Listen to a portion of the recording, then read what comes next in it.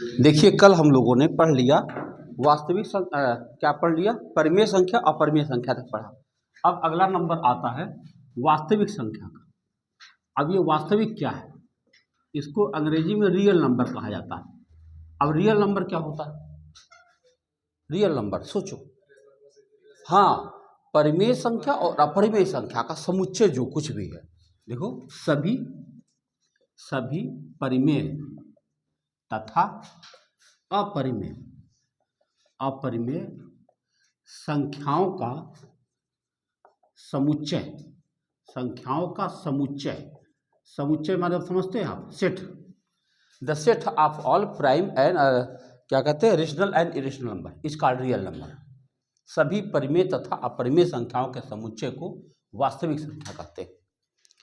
अब अगर हम वास्तविक संख्या कहते हैं तो यह बताने की क्या जरूरत पड़ रही है कि वास्तविक है?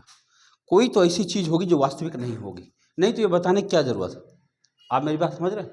अगर मैं कहता हूं मैं ईमानदार हूं, क्यों कहना पड़ रहा? इसका मतलब कोई बेईमान जरूर होगा, नहीं तो हमें यह बताने की क्या जरूरत है? हम तो ये नहीं कह रहे कि हम आदमी हैं, हम तो कभी नहीं कह रहे हम आदमी, अरे सभी तो आदमी है, इसमें यह बताने की क्या जरूरत कि हम आदमी? समझ रहे? यानी जब आपके पास थोड़ा डिफरेंट कुछ होता है तभी उसको आप बता रहे हैं। तो हम कह रहे हैं कि वास्तविक संख्या है ये, इसका मतलब कोई संख्या जो वास्तविक नहीं है, तो नहीं है तो क्या होगा? उसका नाम काल्पनिक संख्या होगा। यानी काल्पनिक संख्या को हम कह सकते हैं काल्पनिक। इसको इमेजिनरी नंबर भी कहा जाता है, इमेजिनरी नंबर। ये कैसे नंबर होते हैं? ऐसी संख्या जिसका अस्तित्व संभव ना है, the number that can not be exist in the earth. सोचो आप, ऑन द अर्थ ऐसी संख्या जिसका अस्तित्व संभव ना हो, अस्तित्व संभव ना हो। जैसे मजाक में लोग कहते हैं कि ऐसा करना कि आ जाना 30 फरवरी को हम आपका पेमेंट कर देंगे। मजाक की बात कर रहा हूँ, क्योंकि पता है कि 30 फरवरी होती ही नहीं है, कहाँ से आओगे? समझ पाए कि नहीं समझ पाए? दोस्तों में चलता है मजाक के रूप में कि अरे यार ये कब हमको दोगे? तो हमने कहा कोई बात नहीं, 30 फरवरी को आ जाना, ले लेना। अब 30 फरवरी कभी कैलेंडर में मिलेगा ही नहीं, है ना? यही कहानी है कि मतलब हम देना नहीं चाह रहे। तो काल्पनिक संख्या का मतलब यही हुआ कि ऐसी संख्या जिसका अस्तित्व ही नहीं होता। अच्छा, अगर अस्तित्व नहीं होता, आइए हाँ चिपका दीजिए, जब अस्तित्व ही नहीं है तो हम बता कैसे पा रहे हैं? क्योंकि एग्जाम्पल तो देना ही पड़ेगा, अस्तित्व नहीं है, एग्जाम्पल तो देना पड़ेगा, नहीं तो परिभाषा काहे लिख दिया? अस्तित्व किसका नहीं हो सकता? देखो मैं एग्जाम्पल दे रहा हूं, √-16 इसका अस्तित्व नहीं धरती पर, एकदम झूठ बात, हो ही नहीं सकता। कैसे नहीं हो सकता? इसका स्क्वायर रूट जो होगा वो +4 तो हो नहीं सकता। क्यों नहीं हो सकता? क्योंकि +4 × +4 बराबर +16 होता, ये तो -16 है। फिर चलो, इसका उत्तर -4 भी नहीं संभव है, क्योंकि -4 गुणा -4 जो होता वो भी +16 होता। -16 कभी होगा ही नहीं। ये तभी हो सकता है जब -4 का गुणा +4 से करें, तब जाके -16 हो सकता है, लेकिन तब वर्ग के सिद्धांत के खिलाफ हो जाएगा। जो वर्ग का अपना सिद्धांत है वो क्या है? किसी संख्या का उसी संख्या में गुणा करने पर जो संख्या प्राप्त होती है वह दी गई संख्या का वर्ग कहलाती है। तो ये दोनों संख्याएं इक्वल होनी चाहिए, तब हम स्क्वायर रूट कह सकते हैं। ये दोनों इक्वल है ही नहीं। मतलब सोचो कि +4 -4 में कितना अंतर है। अगर हम ऐसे हाथ करें और अपने हेड को 0 बना दें तो -4 यहाँ मिलेगा तो +4 यहाँ मिलेगा, इतना गैप है। और जबकि गिनती यानी गणित में हेयर लाइक गैप बर्दाश्त नहीं होता, हेयर लाइक गैप, दशमलव में आदमी गलती ढूंढ निकालता, तो इतना बड़ा गलती कौन ले पाएगा? यानी अब आप अपने मन में ये सोच सकते हैं किसी भी नेगेटिव नंबर का स्क्वायर रूट नहीं हो सकता। और स्क्वायर रूट ही नहीं, कोई इवन नंबर का रूट नहीं हो सकता, 4th रूट भी नहीं हो सकता, 6th रूट भी नहीं हो सकता, 8th रूट भी नहीं, क्यूब रूट हो सकता है। ध्यान रखिएगा, -8 का क्यूब रूट -2 है। क्यूब रूट समझते हैं? घनमूल, घनमूल हो सकता है। देखो -2 गुणा -2 गुणा -2 करके देखो, -8 आ गया लेकिन क्यूब रूट हो सकता है, इवन नंबर का रूट नहीं हो सकता। इवन नंबर स्क्वायर रूट नहीं हो सकता, 4th रूट नहीं हो सकता, 6th रूट नहीं हो सकता, 8th रूट नहीं हो सकता, 10th रूट नहीं हो सकता, हो ही नहीं सकता। तो अगर कहीं ऐसी संख्या लिखी हुई है जो स्क्वायर रूट मांग रहा है, बता रहा है, और वो भी माइनस का है, तो ऐसी संख्या को हम काल्पनिक संख्या कहते हैं। ये अगर कक्षा 10 तक आप गणित पढ़ते हैं तो यहाँ तक की जानकारी हो जाएगी। अब कक्षा 10 के ऊपर अगर पढ़ दिया, मान लो 11वीं तक पढ़ लिया, 12वीं तक गणित पढ़ दिया, तब एक आदमी और पैदा होता। वो कहा कि मान लो भाई कि आई स्क्वायर का बराबर -1 है, मान लो आयोटा। हाँ, एक सोच रहा आदमी, अच्छा गणित वाले खुराफाती बहुत होते, कुछ कुछ खोजते रहते। तो आई स्क्वायर बराबर -1 है, तो फिर आई बराबर क्या हो जाएगा, √-1 हो जाएगा। अब क्या करें, इसको 2 भागों में तोड़े, इस संख्या को -16 को ऐसे 2 भागों में तोड़ दीजिए। एक को √16 कह दीजिए और एक को √-1 कह दीजिए। टूट तो गया, ब्रेक कर दिया हमने। जब ब्रेक कर दिया तो इसके बदले तो हम +-4 लिख सकते और इसके बदले हम आई लिख सकते। आप समझ गए। अगर आपसे कोई कहे कि भैया -16 का वर्गमूल बता दो, तो उसको बता दो कि हो नहीं सकता, ये काल्पनिक नंबर। और जिद्दी आ जाए, नहीं बताओ, ऐसे कैसे चलेगा, तब आप उसको 4i बता दो। आई बता दोगे, उस संतुष्ट, आई फॉर इमेजिनरी हो ही जाएगा अपने आप ना। तो बताने का तरीका ये है कि 4i अगर विकल्प में दिया गया है आई, तब आप आई ही मारेंगे, और नहीं तो काल्पनिक संख्या तो है ही। मतलब अब सोचो कितनी छोटी सी बात को कितना बात समझा जा रहा, क्योंकि कंपटीशन स्तर पर ऐसे ही माइन्यूट बातें पूछी जाती कि आपको गणित की समझ होगी तभी बता पाएंगे, नहीं तो नहीं बता पाएंगे।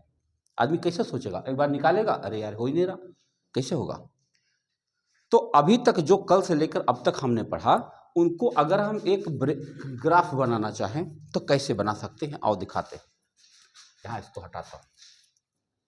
कल से लेकर अब तक हमने कुछ डेफिनेशन जो लिखा है वह एक ग्राफ के अंतर्गत था। जैसे यहाँ मैं लिख सकता हूँ संख्या, और संख्या को हम 2 भागों में बांट सकते हैं। एक का नाम लिख दे वास्तविक और एक का नाम लिख दे अवास्तविक या काल्पनिक। ठीक है, काल्पनिक यही बात खत्म हो जाएगा, कुछ बचेगा नहीं। अब वास्तविक संख्या को 2 भाग हो जाएगा, समझ पाए। वास्तविक संख्या 2 भाग, एक का नाम हो जाएगा परिमेय रेशनल और एक का नाम होगा अपरिमेय, समझ पाए। अब अपरिमेय माने वही रूट, √2, √3, पाई वगैरह वगैरह। अब फिर परिमेय संख्या के फिर ढेर सारे टुकड़े हो जाएंगे। क्या क्या हो जाएंगे, इस सारे परिमेय ही थे जो हम लोग उसके पहले पढ़े थे। क्या क्या पढ़े थे, नेचुरल नंबर ना, प्राकृतिक संख्या, प्राकृतिक संख्या, पूर्ण संख्या, वास्तविक संख्या, बोलो, अरे वास्तविक नहीं, पूर्णांक, पूर्णांक। इसके अलावा जो है आपका सम संख्या, विषम संख्या, भाज्य संख्या, अभाज्य संख्या, जितना कुछ पढ़े थे ये सब कुछ परिमेय के अंतर्गत आएगा।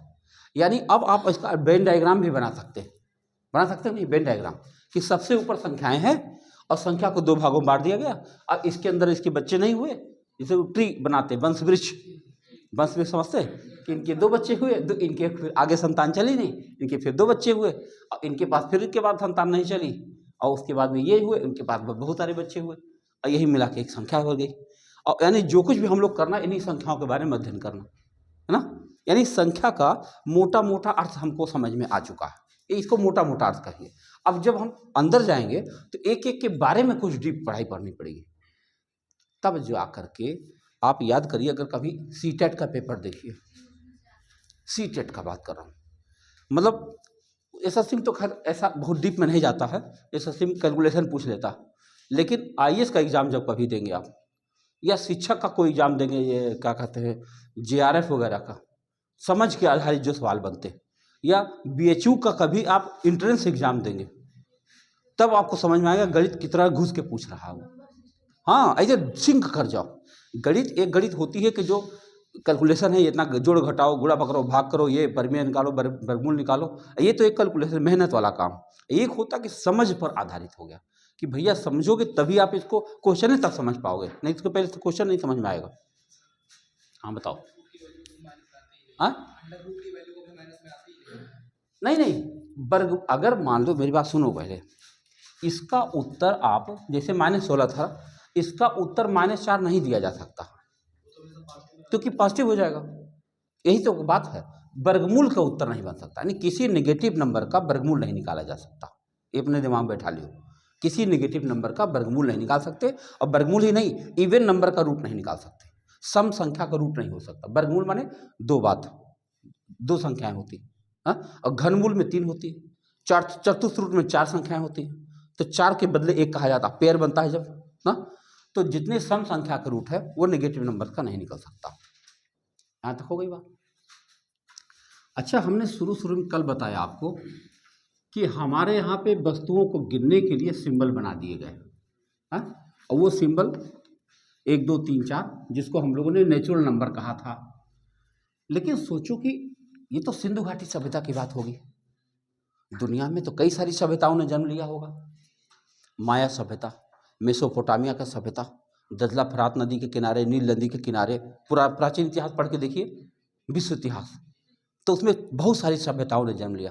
नदी के किनारे इंसान लोगों अपना रहने लगे और वहाँ धीरे धीरे जानवरों की जिंदगी जीने लगे। और फिर पाषाण काल आया, फिर लौह काल, फिर ताम्र पाषाण काल, ऐसे आया कि नहीं आया।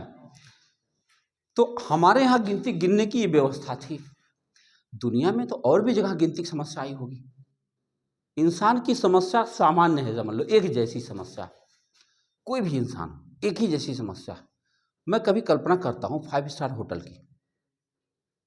5 स्टार होटल चाहे इंडिया में हो चाहे दुनिया में कहीं हो, आप जैसे पहले ज़माने में होता था, आदमी घर से निकलता था तो एक ठो लोटा रख ले, हमारे दादाजी कहीं जाते थे एक ठो लोटा रख लेते थे, एक ठो सतुआ बांध के रख लेते थे, नमक कहीं रख लेते पुड़िया में। आज मान लो आप सतुआ नहीं रखते तो तौलिया एक ठो रख लेते, एक ठो व्रत मंजन रख लेते हो। मैं समझे बात को कि आज हम जा रहे हैं यात्रा पर, 3 दिन की यात्रा पर जा रहे हैं, इतना सामान बैग भरते हो।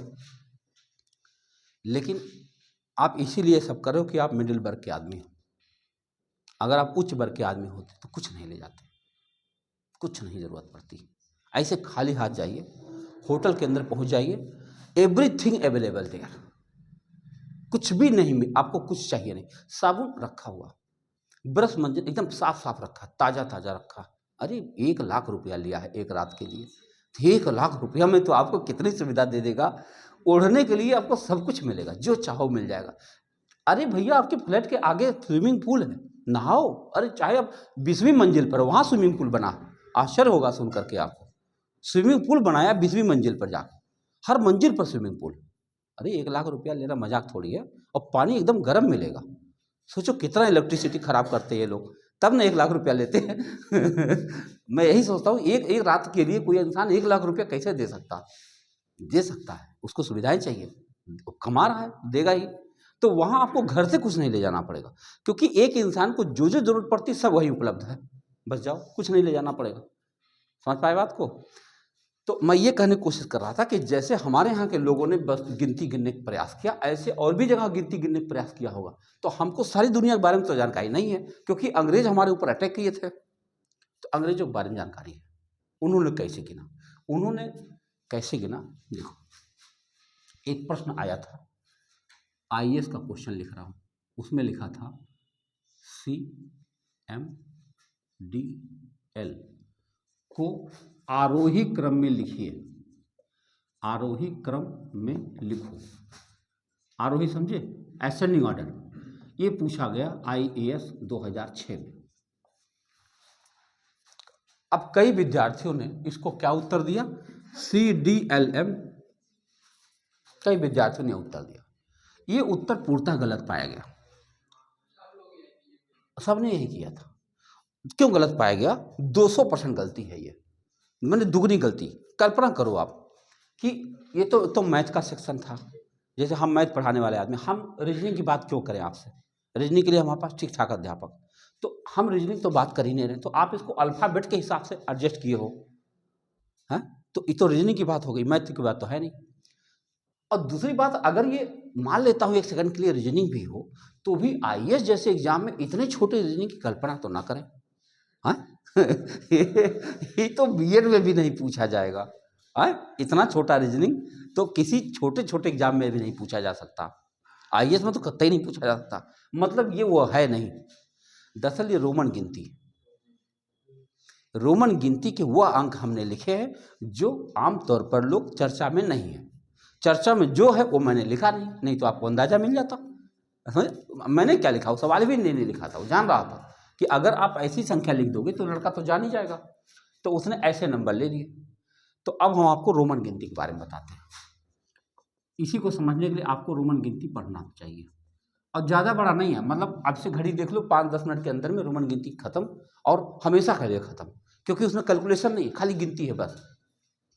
जैसे जब वस्तुओं को गिनने की समस्या वहाँ पे आई, तो वहाँ के वैज्ञानिकों ने अपने राजा से संपर्क किया कि सर वस्तुओं को गिनने में बहुत दिक्कत हो रही है, अगर आप आदेश करें तो हम नए सिंबल गढ़े। मना कर दिया राजा, गणित के महसूस नहीं कर पाया, वो मैथमेटिकल आदमी नहीं था। उन्होंने कहा कोई ज़रूरत नहीं, हमें नए सिंबल की कोई आवश्यकता नहीं, हमारे पास ABCD है, उसी से गिनना चाहो गिन लो। अब बताओ, वैज्ञानिक तो वैज्ञानिक दिमागदार होते, उन्होंने कहा ठीक है साहब, ABCD से हम गिनती बना देंगे। और उन्होंने ABCD से जो गिनती बनाया उसका नाम पड़ा रोमन गिनती। और कैसे बनाया? 7 अक्षर लिया, 7 अक्षर बस। देखो ये I है, ये V है, X है, L है, ये C है, ये D है, ये M। I for 1, V for 5, X for 10, L for 50, C for 100, D for 500 और ये 1000। ये है रोमन गिनती। अब सोच सकते हो आप, ये है कहानी रोमन गिनती। हुआ क्या आगे चलकर? एक समस्या रोमन गिनती में, समस्या क्या कह लो, ये ब्रिटेन की बात कर रहा हूँ। अमेरिका की बात अभी जब करूँगा, तो अमेरिका के अंदर गिनती को जब बढ़ाया गया तो मिलियन बिलियन में पढ़ाया गया, आगे बढ़ाया गया। मिलियन बिलियन ट्रेंड का नाम सुना होगा। हमारे यहाँ जैसे 1000 लाख करोड़ होता है, ऐसे वहाँ मिलियन बिलियन होता। तो मिलियन का पहला अक्षर M है, और M माने मिलियन होता है, और मिलियन माने कितना होता है? 10 लाख। आप समझते हो, 1 मिलियन माने 10 लाख होता है। और यहाँ M फॉर 1000 लिखा है। फंस गया मामला कि नहीं? बताओ आप, जब दोनों लोग एक ही सिंबल पर बात करेंगे और दुनिया धीरे धीरे ग्लोबल विलेज बन ही जाएगा, तो बात कैसे हो पाएगी भैया? हम M माने 1000 समझ रहे हैं, आप M माने 10 लाख समझ रहे हो, कैसे मुलाकात हो पाएगी? एक समझौता कर लेते समझौता ये कर लेते हैं कि भाई आप स्पेशली रोमन गिनती अगर हेडिंग डाल के कुछ लिखना चाहते हो तो जैसे है वैसे लिख लो, लेकिन अगर रोमन गिनती हेडिंग नहीं डालना है और ऐसे ही चर्चा करनी है, तो श्रीमान जी इस जगह पे आप के इस्तेमाल कर लो, हाँ? और M फॉर मिलियन रहने दो। अब मेरी बात समझ पाएगी नहीं? क्योंकि एक ही अक्षर पर डिस्ट्रीब्यूट हो गया। यार हम M माने कुछ समझ रहे हैं, आप M माने कुछ समझ रहे हो, ऐसे कैसे काम चलेगा? अब जब हम दोनों व्यापार करेंगे तो आप कैसे अपनी बात करेंगे? कोई देखने आया था, समझ गए? तो अभी आप देखे होंगे कि के का भी बड़ा प्रचलन है। अगर आपसे कोई पूछे, जैसे कोई फार्म भरोगे आप प्राइवेट जॉब में, हाँ जी बताइए, कुछ कर ऊपर, तो ऑफिस में जाइए, तो आप अंदर आ जाइए, हमारे पास आइए, इधर से नहीं उधर से। तो आप देखते होंगे तो वहाँ लिखता है कि कितना सैलरी आप एक्सपेक्ट करते हो जब आप कोई फार्म भरोगे प्राइवेट जॉब के लिए। खींचिए बाहर, हाँ, तो अगर पूछेगा कितनी सैलरी एक्सपेक्ट करते हो, तो वहाँ लिखना 20K, 50K, 100K। जी बताएं क्या कहना चाहते हैं? हाँ जी, वही मैथ की क्लासेस चल रही है। तो अच्छी बात है, आप आ गए, थोड़ी देर बैठिए हमारे साथ ना। ए भैया वो दरवाज़ा थोड़ा चिपका दो। हाँ, तो अभी शुरू हुई है, कल से ही शुरू हुई है, आज सेकेंड क्लास है, और धीरे धीरे करके एडजस्ट हो जाएगा सब। देखिए हम रोमन गिनती के बारे में थोड़ी जानकारी दे रहे हैं। तो इस तरह से इन लोगों ने अपना सेट कर लिया कि भाई रोमन गिनती हेडिंग डाल के कुछ लिखना तो M फॉर 1000 चलेगा, लेकिन अगर हिंदी हेडिंग नहीं डाला है तो आप के मान के चलना, जिससे हमारा मिलियन M फॉर 10 लाख बना रहे। कुछ नहीं है, बस वो अपने हिसाब से बना लिए, अच्छा रहे बस। तो अब बताओ, सिंबल तो उन्होंने तय कर दिया, अब लिखेंगे कैसे? उनके पास 0 नहीं था, बड़ी बात, शून्य है ही नहीं। पूरे यूरोप में शून्य नहीं था, अमेरिका में शून्य नहीं। जब शून्य था ही नहीं तो शून्य पर आधारित करके गिनती लिख नहीं पाए बेचारे, असहाय लोग थे। अब गिनती कैसे लिखा, जरा सोचो आप, अक्षरों से गिनती कैसे बनाया होगा? तो रोमन गिनती को कैसे लिखा जाता है, इसके लिए 3 छोटे छोटे नियम बनाए गए। मैं लिखता हूँ, आप वो नियम लिख लीजिए और फिर दिखाता हूँ कैसे लिखी जाती गिनती। 3 नियम छोटे छोटे बनाए गए, नियम बनाए। पहला नियम था, किसी अंक को 3 से अधिक बार दोहराया नहीं जा सकता, दोहराया नहीं जा सकता। ये पहले प्रतिबंधित नियम हो गया, 3 से अधिक बार नहीं दोहरा सकते। दूसरी बात लिखा गया कि बड़े अंक के पहले छोटा अंक माइनस तथा बड़े अंक के बाद छोटा अंक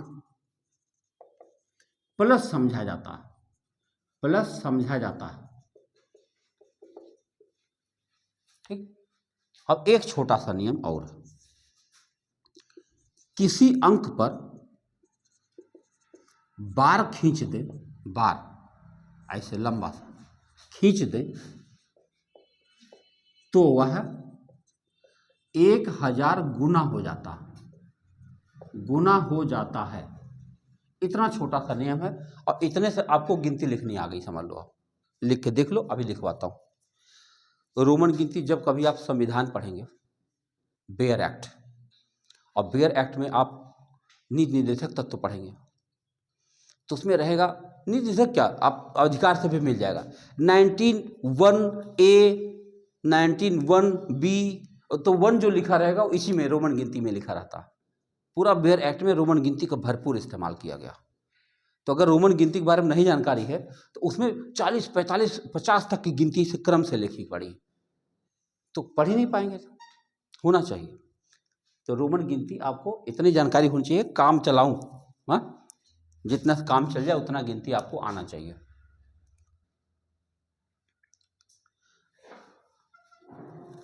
गणित में बहुत चीज़ें हो चुकी हैं और जब परीक्षाएं बनती हैं तो वो ये मान के चलते हैं कि विद्यार्थी को आता ही होगा और उससे संबंधित सवाल पूछ लिया। अब लड़का वो नहीं पढ़ा तो अटक गया। अच्छा, आमतौर पर पढ़ाई कैसे हो रही है देखो जरा। एग्जाम आया, लड़का लूसेंट खरीद के जीएस पढ़ डाला, ठीक। ये कोई भी लेखपाल की भर्ती आ जाए, अभी 200 की किताबें मार्केट में उपलब्ध है। लेखपाल की किताब आ गई, सिपाही की किताब आ गई, मास्टर की किताब आ गई। अरे यार एक बात बताओ, आप मन में सोचो, खाली 50,000 की तनख्वाह मिलेगी, एक नौकरी पूरी जिंदगी बन सकती है उस इंसान की, और तुम सोच रहे हो 100 रुपया की किताब में वो इसी बात छाप देगा कि तुम्हारा निकल भी जाएगा। अरे यार कहीं सवाल ही नहीं पैदा होता। मैं अक्सर देखता हूँ, हर लड़कों की कहानी यही है कि जैसे एग्जाम करीब आया, जैसे कोई फार्म आ जाए, अभी बताओ दरोगा भर्ती आ जाने दो, अभी बढ़िया टोपी लगा के इसे सल्यूट करता हुआ फोटो रहेगा फ्रंट पर, हाँ, और उसके बाद 200 395 पुराने ईयर के कुछ क्वेश्चन छाप देगा और कुछ इधर उधर से खींच खाच कर, भाई पैसा कमाना है, हाँ, टीचर वाला भी ऐसे कर देगा। और लड़का खरीद कर लाता, उसी दिन उसको जैसे इमोशन जुड़ जाता कि तुम्हें नौकरी मिलने वाली। गजब बात, कितने भोले हो यार, इतने इनोसेंट नहीं होना चाहिए इंसान को ना, इतना इनोसेंट भी ठीक नहीं है। ऐसे कैसे हो जाएगा, पागल ही संसार चलाने वाला। सोचने वाली बात है। ये सोचो कि एक भर्ती की किताब खरीद लोगे 200 रुपया की और उससे भर्ती हो जाएगी, भैया आप बहुत भोले हैं, ये संभावना नहीं है ही नहीं एकदम। कोई छोटा छोटा एग्जाम के लिए भी तैयारी रखनी पड़ती है, जो भी विषय पढ़ना, ऐसी बात नहीं खाली मैथ की बात कर रहा हूँ, कुछ भी पढ़ना ठीक से पढ़ो, तो किताब खरीद लो टेक्स्ट बुक टाइप का, उसकी एक एक बात पढ़ लो, उसकी समझ पैदा कर लो कि प्रश्न कैसे बनता है ये समझ में आ जाए, समझिएगा। ये खाली प्रीवियस ईयर पढ़ के आप सोच ले कि हमारा निकल भी जाएगा, हाँ आपको संतुष्टि मिलेगी।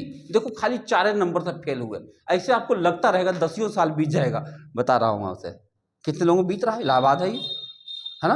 अब की खाली 5 नंबर से रुका, आपकी खाली 2 नंबर से रुका, ऐसे होता जाएगा होता जाएगा होता जाएगा, अब वर्ष पर वर्ष बीतते जाएंगे। नहीं, आपको याद होगा वो एग्जाम्पल, लड़का आया था यहाँ पर 0.5 नंबर से फेल हुआ, क्या नाम था उसका, विजय पांडे, और कौन सा था, एसएससी जीडी की बात कर रहा हूँ, जो उसके पहले वाली वैकेंसी आई थी। 2 भाई, 2 गांव के लड़के, एक यादव जी एक पंडित जी, दोनों सगे दोस्त, साथ ही खेले खाए बढ़े, एक गांव के, दोनों आ गए हमारे पास पढ़ने। अब थोड़ा सा आरक्षण का लाभ मिला, दोनों बराबर क्षमता के थे, मेंटली दोनों बराबर थे और दोनों ने बराबर एग्जाम भी किया, लेकिन वो जो थोड़ा यादव था उसको थोड़ा सा ओबीसी का मिल गया लाभ, लाभ मिलेगा तो सेलेक्ट हो गया, और ये नहीं सेलेक्ट हो पाया। और ये लगभग रो रहा था हरदम, जो पांडे था, कहे कि हमको जो है 10.5 नंबर से मैं फेल हूँ। अरे चला गया दिल्ली, और दिल्ली में कोई आदमी का वो जैसे नहीं, दिल्ली में जैसे जाओगे जहाँ पर आंदोलन वगैरह लोग होते, तो वहाँ 2-4 अपने पत्रकार ढूंढते रहते हैं ऐसे अपना माइक लेके। आया, बहुत चिल्ला चिल्ला के अमित शाह करने लगा। और उसका दोस्त भी था, एक दूसरा दोस्त, वो हमको फ़ोन किया, देखो सर बोल रहा है ये। हम कहे पूछो उसको, बोलो जल्दी दिल्ली छोड़े वो। अरे अमित शाह दिल्ली को जा करके दिल्ली में अमित शाह को हड़काओगे, मजाक बात है। लेकिन कुछ हुआ नहीं, बेचारा लौट आया। और हमसे जब मिला तो मैंने कहा तुम्हारी गलती ये है कि तुम नीचे से दिमाग लगा रहे हो कि हमारा आधा नंबर कम पड़ गया। मूर्ख आदमी हो, तुमको ऊपर से कहीं नहीं सोचना चाहिए, क्या दिक्कत आ जाएगी। नीचे से काहे सोच रहे हो कि तुमको 60 नंबर कट ऑफ है तो 60 मिलना चाहिए। जो आदमी 70 पाता होगा, सोना चांदी खाता है, आसमान में सोता है, कहाँ रहता है वो? जो 70 पाता होगा, अगर 60 की मेरिट कट ऑफ जा रही है तो 70 जो पाता वो कौन सा इंसान है? इंसान होगा कि नहीं? अब वो इंसान, जब हम आपको 100% पर बात कर रहे हैं, एक भी सिंगल क्वेश्चन कहीं इधर उधर से नहीं आता, अगर हम पढ़ा रहे हैं, तो कैसे आपने नीचे से क्यों सोच ली? फिर उसका मूड बदल दिया हमने, और परिणाम आपके सामने था। 94.67 उसको नंबर है, दहाड़ के पास किया। अब वो रील बना रहा आजकल। अभी जब तक वहाँ नहीं जाएगा तब तक फ्री है, सर्विस तो मिल गई, और सर्विस मिल गई तो जाए कहाँ? अब तो जब वो बुलाएगा तब न जाना है, महीना 2 महीने फुर्सत मिल जाती। अब 2 महीने में खाली रील बना रहा। हाँ, उसके व्हाट्सएप पर जाएंगे, फेसबुक पर, तो खाली रोज रील बना रहा है, फ्री। अब ज्ञान दे रहा दुनिया को। हाँ, ज्ञान नहीं होता कि ये नहीं होता है, ये से वो होता है, मत नहीं, ऐसे जीवन जीना चाहिए। भैया सुनो, अब गिनती लिखी कैसे जाती है? मैं लिख रहा हूं 1 2 3 हो गया। अब तो मना किया, 3 से अधिक बार रिपीट नहीं कर सकते, तब 3 तो होगा, अब 4 तो हो ही नहीं पा रहा। कोई बात नहीं, पहले 5 लिख देता हूं। 5 के पहले अगर मैं 1 बना दूं तो नियम नंबर 2 लागू हो जाएगा। बड़े अंक के पहले छोटा अंक माइनस समझा जाएगा, तो 5 में से 1 घट के 4 समझा जाएगा कि नहीं? ये 4 हो चुका, ये 5 बन गया। अब चलो 6 लिखते हैं। 6 लिखने के लिए क्या करें? 5 लिखे और उसके बगल में 1 बना दे दाहिनी तरफ, तो देखो बड़े अंक के बाद छोटा अंक प्लस समझा जाता है, तो 5 + 1 6 बन गया। 7 लिखना, ये लो। 8 लिखना, ये लो। अब 9 फिर नहीं हो पाएगा, 9 नहीं हो पाएगा, तो 10 लिख दो पहले, और 10 के पहले 1 बना दो, 9 बन जाएगा। याद आ रहा कुछ? जब आप क्लासेज में पढ़ रहे थे तो कक्षा 8 आ लिखते थे ना, तो 8 इसी तरह से लिखते थे। अब बच्चे तो ऐसे ऐसे लाइन भी खींच देते थे, हमें खूब याद है। रोमन गिनती में कक्षा 8 लिखा जाता था। 10 तक हो गया। अब ध्यान से देखो, ये 10 है, ये 20 है, ये 30 है। अब 40 फिर नहीं हो पाएगा, 10 20 30 हो गया, 40 नहीं हो पा रहा, तो 50 लिख दो, और 50 के पहले 10 लिख दो, तो 40 हो जाएगा। यही एक्सरसाइज है जिसके कपड़े आप पहनते हो। जब आप जाओगे किसी दुकान पर तो कहते एक्सरसाइज निकालो, exercise fit, excel large. Excel में होता कि नहीं होता? जैकेट खरीदो, बनियान खरीदो, जब भी कभी कुछ आप ब्रांडेड खरीदोगे तो आपको एक्सल में ही मिलेगा। हाँ, आप अमूल खरीदना चाहो तो 90 नंबर लिखा रहेगा। अमूल कंपनी अपने देश की है, उसका कुछ कंपनी खरीदो, बनियान खरीदो, तो उस पर 90 नंबर, 85 नंबर, 70 नंबर लिखा रहेगा, गिनती में रहेगा। लेकिन अगर कुछ जॉकी का खरीदोगे, कतई नहीं मिलेगा आपको, दावा मैं करता हूँ। किसी ब्रांडेड आइटम पर आपको रोमन या हमारी इस हिंदी वाली गिनती में नहीं कुछ लिखा रहेगा। जब रहेगा, जॉकी का मोजा खरीद के देख लो आप, सॉक्स, उस पर भी आपको यही मिलेगा। अब प्रश्न उठता है कि आखिर ये नंबर वो काहे लिख रहा है, जब सबको पता ही नहीं है। किसको किसको अब तक मालूम था? जो लोग आमतौर पर, किसको मालूम कि एक्सल माने क्या होता है? 40 इंच के दरअसल क्या सिस्टम है, एक मनुष्य यहाँ से लेके यहाँ तक की जो लंबाई होती है, ये लगभग लोगों के बराबर है। उन्नाटा आदमी है तो उसका पैर छोटा होता है, लेकिन ये लगभग एकदम एग्जैक्ट नहीं बराबर होता है, लेकिन यहाँ से यहाँ तक की लंबाई लगभग वही है हर इंसान की। उसके बाद पैर छोटा से लंबा बड़ा हो जाता है, तो ये इसी को 40 बोलते हैं। ये 40 हरदम रहेगा इंसान का। तो जो सामान्य तौर पर इंसान के लिए रेडीमेड कपड़े बनाए जाते हैं वो 40 पर बना देते हैं। अब उसी में कोई एक्सेल साइज हो गया, हाँ, तो कहे एक्सेल लार्ज बना दो, थोड़ा घेरा बढ़ा दो, बाकी ये लंबाई तो वही रहेगी। अच्छा, ये एक्सेल की बात कर रहा था।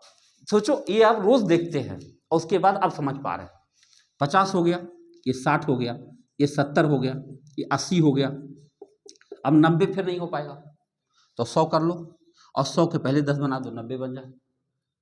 अब देखा, ये आराम है। लेकिन सोचो कि हमारी लास्ट गिनती यहाँ 1000 है। दुनिया वास्तव में बहुत, इतना नंबर की जरूरत उस जमाने में नहीं थी। बहुत पुरानी बात बता रहा हूँ, आज के हजारों साल पहले की बात है ये।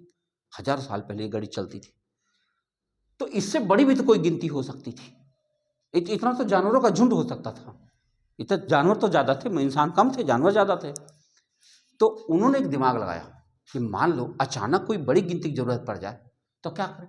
तो उन्होंने एक नियम और लिख दिया था, किसी अंक के ऊपर बार खींच दो तो 1000 गुना हो जाएगा। जैसे उदाहरण देता हूँ, उदाहरण में ऐसे मान लो डी का मतलब आपको 500 मालूम है, आप इसके ऊपर एक लाइन खींच दो, बार ऊपर खींच दो, अब ये गुणा 1000 हो जाएगा। अब बताओ 5 लाख हो गया कि नहीं, और ये 10 लाख बन गया। 10 लाख बहुत था उस जमाने के लिए। 10 लाख इतनी बड़ी गिनती थी, जहाँ 1 रुपये में सब कुछ उपलब्ध था। उस समय में 10 लाख तो बहुत बड़ी चीज होती थी। तो गिनती, इन्होंने गिनना समझ लिया, वस्तुओं को गिनना जान लिए, लेकिन इस पर कैलकुलेशन नहीं कर पाए। ये जोड़ा कैसे जाएगा, घटाया कैसे जाएगा, इसमें परसेंटेज कैसे निकलेगा, इसमें लघुत्तम कैसे निकलेगा, कुछ नहीं मालूम। इसमें ब्याज कैसे निकलेगा, नहीं मालूम। क्यों नहीं मालूम? जब तक इतना कैलकुलेशन का ज्ञान हो पाता इंसान की बुद्धि, तब तक हमारी गिनती बन चुकी थी। और हमारी गिनती जो जबरदस्त थी कि सारी दुनिया को फॉलो करना पड़ गया। आपको बताऊं कि कोई देश कितना भी आपके ऊपर बात कर रहा हो, अरे हम ये हैं, हम वो हैं, कहते तो हमारी गिनती वापस कर दो, बस तुम जाओ। अभी देखो तुरंत 0 बन जाए बेचारा। हमारी गिनती वापस करो, तुम बना लो अपना जो बना पाओ। नहीं बना पाओगे। हमारी गिनती की कोई तुलना है ही नहीं है किसी के पास, कंपैरिजन ही नहीं। गजब गिनती हमारे पास, जिसके पास 0 है। और क्या, मजाक नहीं है। वो गिनती तभी तो गणित बन पाई, उसी 0 की वजह से। तो हमारी गिनती बहुत लाजवाब गिनती थी, जिसको कोई रिप्लेस नहीं कर पाया, आज तक कर ही नहीं पाया। तो अब हम लोग अपनी गिनती की तरफ चलेंगे। यहाँ तक रोमन गिनती में खाली इतनी जानकारी है कि आपको 1 2 3 4 9 तक ये पता होना चाहिए, ये 7 गिनतियाँ ये, और उसके बाद लिखने का तरीका ये। उससे ज़्यादा इसमें कभी पूछा नहीं जा सकता। यही पूछा जाएगा कि आरोही क्रम में लिखो। अब बताओ इसका उत्तर क्या हो गया, CDLM। बोलो, ये जो पहला प्रश्न था हमारा, इसका उत्तर क्या बन गया? इसका उत्तर हो गया LCDM। LCDM, ये 50, ये 100, ये 500, 1000। आरोही क्रम यही था। अब 90 हो ही चुका है, अभी के बगल में एक बना दो, 91 हो जाएगा। बाकी और कुछ नहीं, मतलब इससे ज्यादा बुद्धि थी ही नहीं भाई। यही बना लेगा, इसके लिए मैं उनको साधुवाद देता हूँ, ऐसी बात नहीं है। आपको बताऊं, ये जो गिनती अभी मैंने लिखा है, आपको एक जानकारी दे दूं भैया। आप जानते हैं कि हमारे यहाँ तौलने के लिए क्या चलता था? तोरा रत्ती मासा शेर पसेरी मन सवा मन। बोलो, हमारे देश में। और दूरी ना अपना बित्ता, ये लो बित्ता, ये हाथ हाथ। हम अपने गांव में पूछे, एक आदमी घर बन रहा था कि चाचा बहुत शानदार घर बनवा रहे हो, एक लंबाई चौड़ाई कितना? कहे भैया 22 हाथ एसएस में और 40 हाथ एसएस में। 40 हाथ एसएस में और 22 हाथ एसएस। अब यार हाथ में क्या अंदाजा आप लगा लेंगे? राजपाल यादव का हाथ है कि अमिताभ बच्चन का हाथ है? सबका हाथ अलग अलग होगा ना। हाँ, कोई सही लंबाई है ये नहीं है। और बताऊं आपको, यार्ड सुने होंगे, यार्ड का नाम सुनो, गज, जिसको हम लोग गज जानते हैं, उसको ब्रिटेन में यार्ड बोला जाता। यार्ड क्या है पूछा गया, ब्रिटेन की बात कर रहा हूँ। जॉर्ज पंचम एक राजा हुआ वहाँ पे, जॉर्ज पंचम। यूरोप का इतिहास पढ़ोगे तो मिलेगा। तो जॉर्ज पंचम से लोगों ने पूछा कि साहब जमीन नापने में बड़ी समस्याएं हो रही। अच्छा, तब ये फुट सेकंड वो नहीं बना था, मीटर उटर नहीं बना था, तब की पहले की बात बता रहा हूँ। क्या करें? का और तरीका बताते, एक रस्सी लाओ। ऐसे खड़ा हुआ सीधा जॉर्ज पंचम, वो नाटा कद का आदमी था, 5 फीट का मुश्किल से था जॉर्ज पंचम। हाँ, ऐसे खड़ा हुआ, अपना दाहिना हाथ ऐसे आगे बढ़ाया, कहा हमारे नाक पर से रस्सी रखो और अंगूठे पर ले जाओ, नाक से लेके अंगूठे तक की जो रस्सी है आज से उसे यार्ड माना जाएगा। ले अच्छा बताओ ये कोई मेजरमेंट हुआ? आज तक वो चल रहा है क्या? 91 सेंटीमीटर वो जो है जब खड़ा हुआ तो यहाँ से लेके यहाँ तक की जो लंबाई आई 91 सेंटीमीटर की आई, आज भी वही है 1 गज। और क्या गज सिकंदरिया, अच्छा अपने यहाँ भी था, अपने यहाँ भी यही चल रहा था। याद करो जो हमको ज़्यादा इतिहास जानकारी नहीं है, ये नाम था उसका शेरशाह सूरी। शेरशाह सूरी ने वो गज का इस्तेमाल किया था। फिर अकबर ने वो गज का इस्तेमाल किया, जिससे ज़मीन का बंदोबस्त किया गया। अगर कैसे नाप लोगे यार, मीटर था ही नहीं वहाँ पर, सेंटीमीटर कोई जुगाड़ नहीं था, तो यही सब चल रहा था। सोचो पुराने ज़माने से हम लोग कैसे कैसे बढ़ते हुए यहाँ तक आए। हाँ गजब। अब यहाँ तक तो बात हो गई, हम लोगों ने रोमन गिनती के बारे में एक सामान्य जानकारी हासिल कर लिया, और रोमन गिनती में कोई कैलकुलेशन पॉसिबल नहीं है ही नहीं, बस खाली इतने है कि किसको क्या कहते इतना जान लीजिए। फिर एक प्रश्न बना, प्रश्न देखो क्या है, लिखा था हिंदू अरबिक संख्यांकन पद्धति में 4 अंकों की कुल कितनी संख्याएं होती हैं, कितनी संख्या होती है। कहाँ पूछा गया? CTET 2012। सुना ना, आपके घर में किताब होगी, आप देख लियो। 2012 में सीटेट में सवाल पूछा गया कि हिंदू अरबिक न्यूमेरिकल सिस्टम, अंग्रेजी में भैया हिंदू अरबिक वैसे रहेगा, और ये नंबर संख्यांकन पद्धति को न्यूमेरिकल सिस्टम बोल देंगे। हिंदू अरबिक न्यूमेरिकल सिस्टम में 4 अंकों की कुल कितनी संख्याएं होती, और ये CTET 2012 में पूछ लिया। अब आप बताओ, कल्पना करो कि एक आदमी क्या समझे कि हिंदू मुसलमान भी यहाँ होता है क्या? ये गिनती हम लोग गणित पढ़ रहे, इसमें हिंदू मुसलमान का क्या मतलब? लेकिन नहीं लिखा है तो लिखा है, तो क्या करें हम, इसका नाम लिखा है हिंदू अरबिक संख्यांकन पद्धति। अब यहाँ पर आपको कुछ इतिहास के बारे में जानकारी चाहिए। देखो हमारे देश में वेद जब लिखा गया, वेद से भी पहले गिनती हमारे यहाँ अस्तित्व में है। द्वितीया, तृतीया, चतुर्थी, चंद्रमा कब उगेगा, पंचमी कब होगी, सब पता था। एकादशी कब आएगा, बहुत ज्ञानी लोग थे, लेकिन सब संस्कृत में था। 19 बोलना रहा था, जानते क्या बोलते थे? 19 20 माने विंशति, और गिनती तो इन नंबर की बात नहीं है, ये तो 1 2 3 4 ये तो था ही, ये था, ये कभी कभी नहीं था। और पहले की बात करें तो इस गिनती का कोई बड़ा लेना देना नहीं, लिखित में सब कुछ था। क्योंकि अक्सर हमको खूब याद है जब व्हाट्सअप बना था, पहली बार आया, आज के 10-15 साल पहले। कब आया था व्हाट्सअप? हमको याद नहीं है, सन तो नहीं याद है, लेकिन 10 वर्ष के आसपास का मामला है। पहली बार व्हाट्सअप जब आया, सबके पास व्हाट्सअप हो गया। अब मोबाइल से मैसेज हो रहा, लड़के हमसे पूछते कि सर जब जीरो का आविष्कार आर्यभट्ट ने किया वो 6वीं शताब्दी में, तो रावण के पास 10 सिर था, ये कैसे पता चल पाया था? जब जीरो था ही नहीं तो 10 कैसे लिखते थे? सर ये नॉर्मल क्वेश्चन बच्चे लोग व्हाट्सएप यूनिवर्सिटी वाले पूछते रहते। अरे भैया गिनती में नहीं लिखते थे, दशम था वो, ये था 10 है ना, दशम था, बातें खत्म हो गई। 16 योजन मुक्ते कयऊ, और क्या, ये जो है कहानी जो थी, ये जीरो का हिसाब किताब नहीं था, सब संस्कृत में था। फिर सब कुछ बदला, कब बदला? 700 कब आया था? मोहम्मद बिन कासिम, 712 ईस्वी। 712 ईस्वी में एक आदमी आया, मोहम्मद बिन कासिम, याद आ रहा? पहला अरब आक्रमणकारी माना जाता है इसको, आ गया। अच्छा सोना चांदी का वैभव भारत में क्या है ना, अभी रामलला की मूर्ति बनी, हम देख के आ गए, आप में से भी कोई जाना, मतलब लदे हुए हैं भाई साहब सोने से, रामलला लदे हैं, मतलब रामलला के ऊपर कुछ अरब की संपत्ति है इस समय, समझ लो आप, वैसे खड़े हैं बस, कुछ अरब रुपए के सोना चांदी पहने। हीरा जड़ा है यार सब जगह। अब बताओ कोई विदेशी आक्रांता आएगा और एक के जगह पे उसको अरब रुपया दिख रहा है और उसको मूर्ति में विश्वास है नहीं, तो अटैक मारेगा। सोमनाथ में मारा नहीं मारा, सोमनाथ कई बार लूटा गया। तो हमारे देश में, हाँ 16 बार, हमारे देश में क्या है कि जिसको हम अपना भगवान मान लेते उसको सब कुछ समर्पित कर देते। तो हमारे घर में जो सोना चांदी था सब चढ़ा दिए ले जाकर। अब वहाँ पर पत्थर बना सोना गला उला करके सब उसकी मूर्ति को पहना दिया। अब विदेशी लोग जो आएगा वो एक जगह इतना रुपया देख रहा लगातार, बहुत रुपया था, अटैक करने के लिए बढ़िया मौका था, और उसमें कोई रोकने वाला नहीं। जो रोकने वाले थे उसमें भी हमारे यहाँ विभीषण बहुत है, बता रहा हूँ।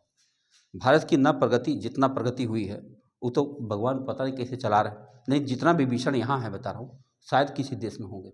विभीषण समझ रहे हो, देश के खिलाफ सोचने वाले लोग बहुत ज़्यादा हर देश में होते हैं, ऐसी बात नहीं कर रहा हूँ खाली यही होते, लेकिन यहाँ कुछ ज़्यादा ही है। उसका कारण क्या है ना, बहुत समाज में बटा हुआ लोग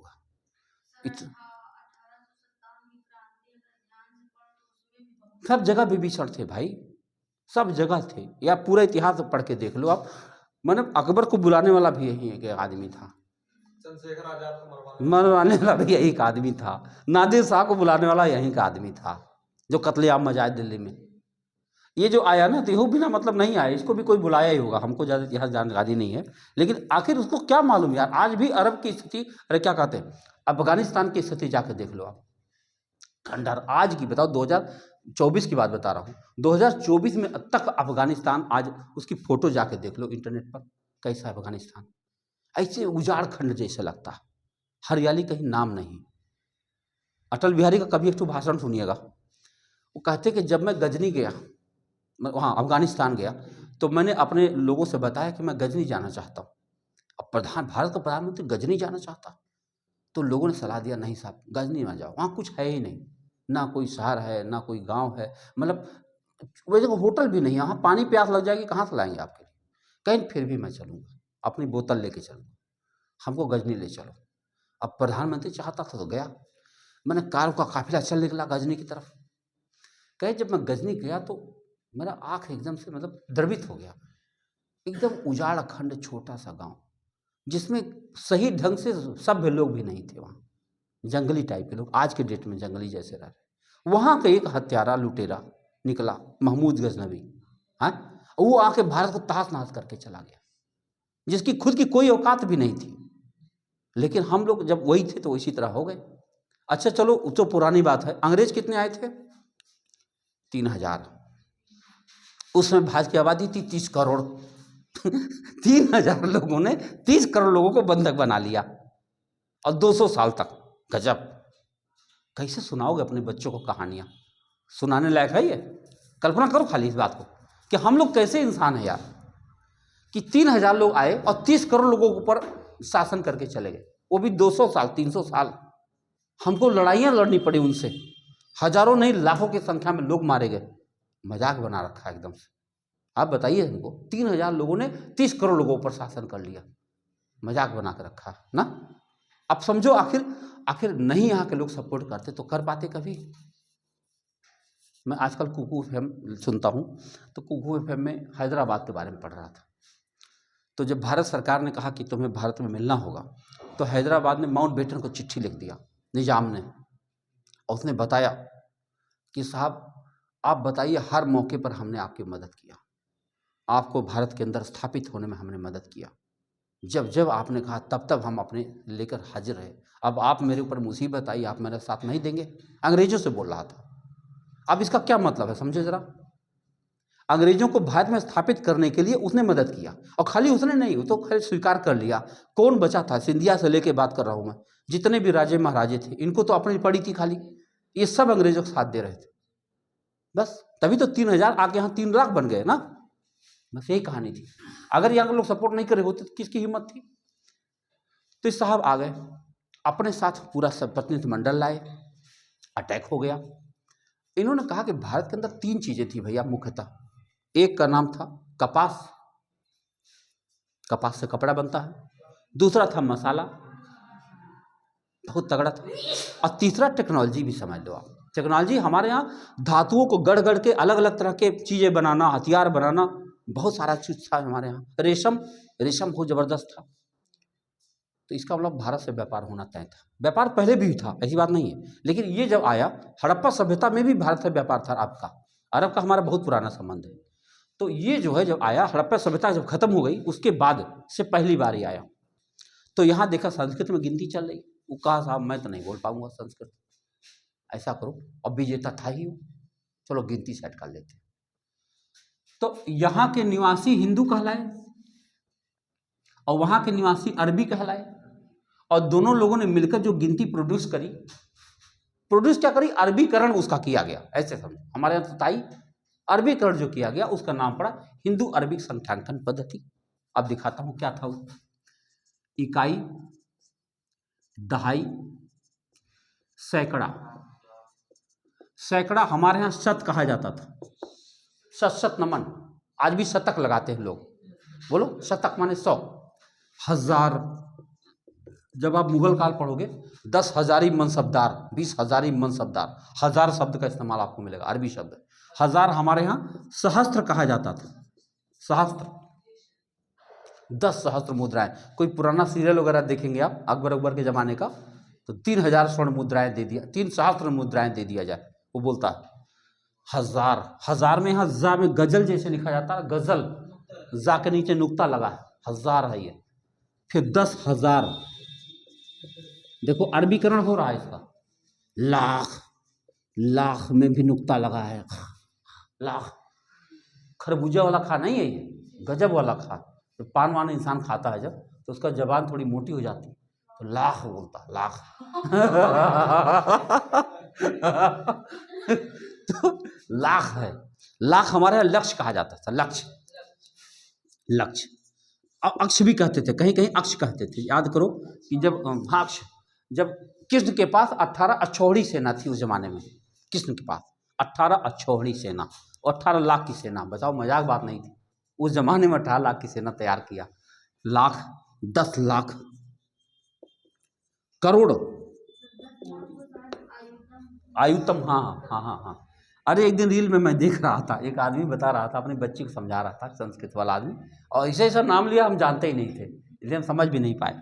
करोड़, करोड़ को हमारे यहाँ कोटि कहा जाता था, कोटि। चल जैसे कहते 33 कोटि देवता हमारे यहाँ, हाँ, करोड़ नहीं लिखा, ध्यान रखिएगा। 33 कोटि में 33 प्रकार के देवता हैं, ये नहीं कि 33 करोड़ सही। हाँ, लोग मजाक बनाते हैं। देखो भैया, करोड़ हो गया, फिर दूर लिख रहा हूं, 10 करोड़ अरब। अच्छा बताओ, इसको देखकर आपको नहीं लगता कि देश का नाम है अरब? और क्या है अरब के नाम पर? देश है ना, है भैया अरब।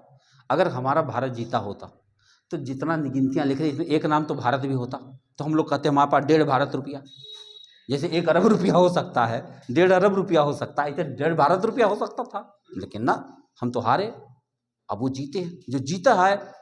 अच्छा बताओ, प्रयागराज हो गया कि नहीं हो गया? ये हो गया। अब सोचो, मैं तो एक उदाहरण दे रहा हूँ, इसे पता नहीं कितने बदले गए हैं। जो राजा होता है वो पहला काम सिग्नेचर करता है, ध्यान रखिएगा। सिग्नेचर समझते हो? कल्पना करो हम आपकी किताब छीन लें, जो आपकी किताब कापी जो भी रखे हो, हम आप ताकतवर हैं, हम छीन लिए किताब। सबसे पहला काम मैं क्या करूँगा? आपका नाम जहाँ है पहले काटूंगा और अपना नाम लिख दूंगा, तभी तो मेरी किताब मानी जाएगी। अब मेरी बात समझिए, इसे सिग्नेचर कहा जाता। तो जब भी कोई आक्रांता आता था, तो जो जिन चीज़ों पर आपका ये भाव है कि ये मेरी आस्था का केंद्र है या मेरे पहचान का केंद्र है, उन जगहों को वो चेंज करेगा और अपना नाम बदल देगा। और ये आज से नहीं चल रहा, ये हमारे जीवन का अस्तित्व यही है, बदल देगा। और वही हुआ कि पहले दरअसल प्रयागे थे। आप कभी तुलसीदास रामायण पढ़ो, भरद्वाज मुनि बसहु प्रयागा, तुलसीदास ने लिखा, भरद्वाज मुनि बसहि प्रयागा। सफाई आई है। इलाहाबाद होता तो इलाहाबाद ना लिख देते, भरद्वाज मुनि बसहु इलाहाबादा। तो प्रयागे तो नाम था इसका, लेकिन नहीं, उस साहब एक तो बक्सी बांध बनवा दिए। ये बक्सी बांध अकबर ने बनवाया था, यहाँ से एलनगंज से लेकर के दारागंज तक, ये बांध देख रहे हो आप, बांध बनवा दिया। और इतना एरिया जो है समुद्री एरिया थी, मैंने गंगा वाली जगह ही थी, ये वाला जगह खाली हो गया। अब खाली हो गया तो इतना लोग बस गए, इसका नाम है अल्लाहपुर रख दिया। अल्लाहपुर रख दिया कि नहीं? अल्लाहपुर। नहीं तो भारद्वाजपुरम था ये भारद्वाज ऋषि बैठे हैं तो उनके सामने भारद्वाजपुरम तो था। अमरूद की बगिया थी और क्या था, यहाँ अमरूद की बगिया थी यहाँ पर, जो काट काट के घर लोग बना लिए, नाम पड़ गया अल्लाहपुर। एक को मुसलमान नहीं यहाँ पर। हाँ, मुस्लिम एरिया नहीं है ये, नाम है अल्लाहपुर है, खोजो। खैर, अरब हो गया 10 अरब, खरब 10 खरब। जानते हो इसके बाद क्या हुआ? भारत के लोग इमोशनल हो गए, रख लो सारे नाम रख लो, हमको क्या, हम तो हारे है ही हैं, हम तो फॉलो ही करेंगे, क्या करेंगे, रख लो। अच्छा, उनके पास तलवार की ताकत, ये लोग विद्वान थे लेकिन क्या करते? अच्छा, वो लोग इतना होशियार तो थे, वो जानते थे कि 2 चीज़ें दुनिया में ऐसी हैं कि बहुत अस्थायी है। एक का नाम है ताकत, शक्ति, शक्ति कह सकते हैं आप, एक को कह सकते हैं सुंदरता। ये 2 चीज़ें ऐसी हैं, क्षणिक हैं समझ लो आप, शक्ति और सुंदरता 2 चीज़ें क्षणिक कह सकते हो आप। अब वो क्षण कितना बड़ा होगा, 1 मिनट का होगा कि 1 साल का होगा कि 10 साल का होगा, ये नहीं कहा जा सकता, लेकिन क्षणिक कन्फर्म है, ये बचेगा नहीं। हाँ, चिपका देना भाई, ए बंद कर दो। तो ये जानते थे कि आज शक्ति हमारे पास है, कल इसके पास शक्ति मान लो आ जाएगा तो ये चेंज कर देगा, और तब हमारा फिर बिजनेस डिस्टर्ब हो जाएगा। तो क्या किया जाए, क्या किया जाए? हम ऐसा कुछ चाहते हैं कि आप बदल ना पाओ उसको। तो बहुत बढ़िया इमोशनल लेक्चर दिया उसने भी, कहा देखो ऐसा यार, हम लोग व्यापारी आएंगे, व्यापार करेंगे, छोटी छोटी गिनतियां, हम क्या करें, इतने तो व्यापार कर पाएंगे, तुम्हारा देश महान है, तुम अपना नाम बड़ा वाला गिनती तुम ले लो, क्या दिक्कत है, बड़ी वाली गिनती तुम ले लो, इससे तुम्हारा अटैचमेंट भी बना रहेगा।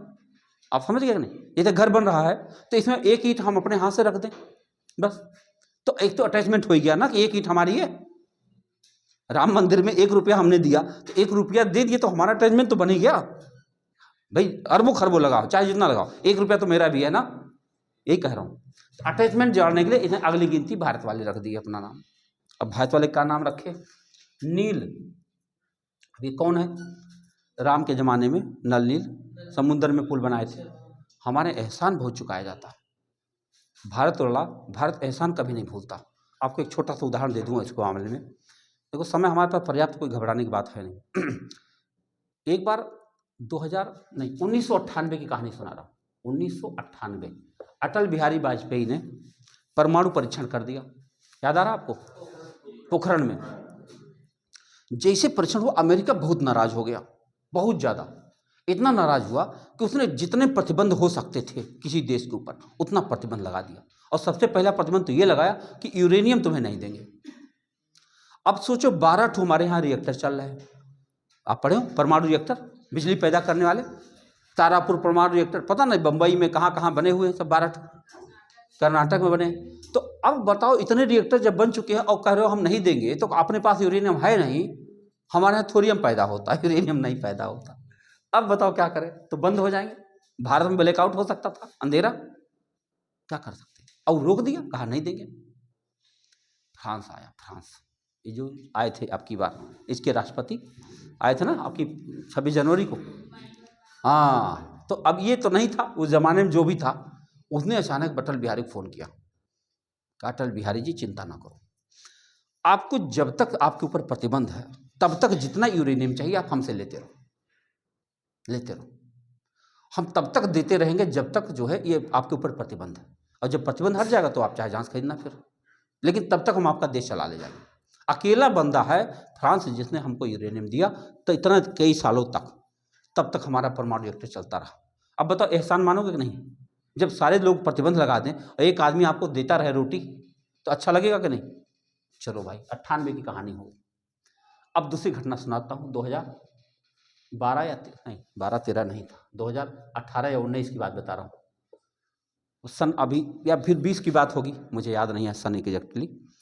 वहाँ पर हिंदू मुस्लिम को लेकर एक विवाद हुआ, और अचानक वहाँ के हिजाब उजाब पहनने को लेकर बहुत सारा कंडीशन हुआ। यहाँ फ्रांस की बात कर रहा हूँ, फ्रांस ने अचानक सारे मस्जिदों पर ताला मार दिया, और जितने मौलाना थे गिरफ्तार करने शुरू कर दिए, एक एक को मारना पीटना शुरू किया कि हमारे देश के अंदर उत्पात मचा रहे हो तुम लोग। तो 57 देश हैं भारत में, अरे दुनिया में मुस्लिम के 58 देश, सब ने प्रतिबंध लगा दिया उसके ऊपर। फ्रांस में बहुत अच्छा वो परफ्यूम बहुत अच्छा बिकता, और वही बेचारा एक्सपोर्ट करता, बहुत बढ़िया परफ्यूम बनाता फ्रांस वाला। हाँ, अब हम तो कभी लगाते हैं तो हमको नहीं पता कि कौन कौन सी कंपनी है उसकी, लेकिन परफ्यूम के लिए जाना जाता है, और भी तमाम सारी चीज़ें एक्सपोर्ट करता, और 57 देश है, और इन्होंने अचानक रोक दिया, नहीं खरीदूंगा, प्रतिबंध लगा दिया उसके ऊपर। अब मोदी का फोन गया कि जितना चीज़ें तुम इन 57 देश को बेचा करते थे, पूरा का पूरा भारत भेज दो, हम संभाल लेंगे, हमारे पास आबादी है, और जब तक ही तुम्हारे ऊपर प्रतिबंध लगा रहेगा तब तक हम तुम्हारा सारा सामान खरीदते रहेंगे। ये होता है कर्ज चुकाना, मजाक नहीं, नहीं तो उसकी अर्थव्यवस्था रुक जाती है वहीं पर। हाँ, कहा तुम भेजो हमारे पास बहुत आबादी। हालांकि इसका इतना विरोध हुआ, मध्य प्रदेश में कई जगहों पर मुसलमान लोग ने बड़ा मार्च किया, बड़ा ये तहलका।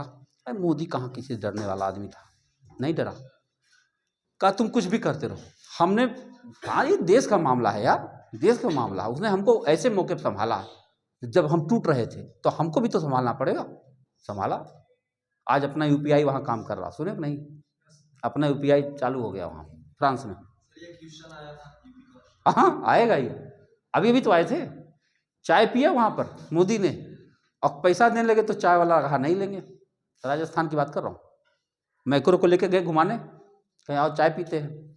अब एक ठेलिया के पास रुके चाय पीने के लिए, तो पैसा देने, मोदी कहा नहीं लूँगा पैसा, कहे लेना तो पड़ेगा, कहे तो ठीक है 2 रुपया दे दो।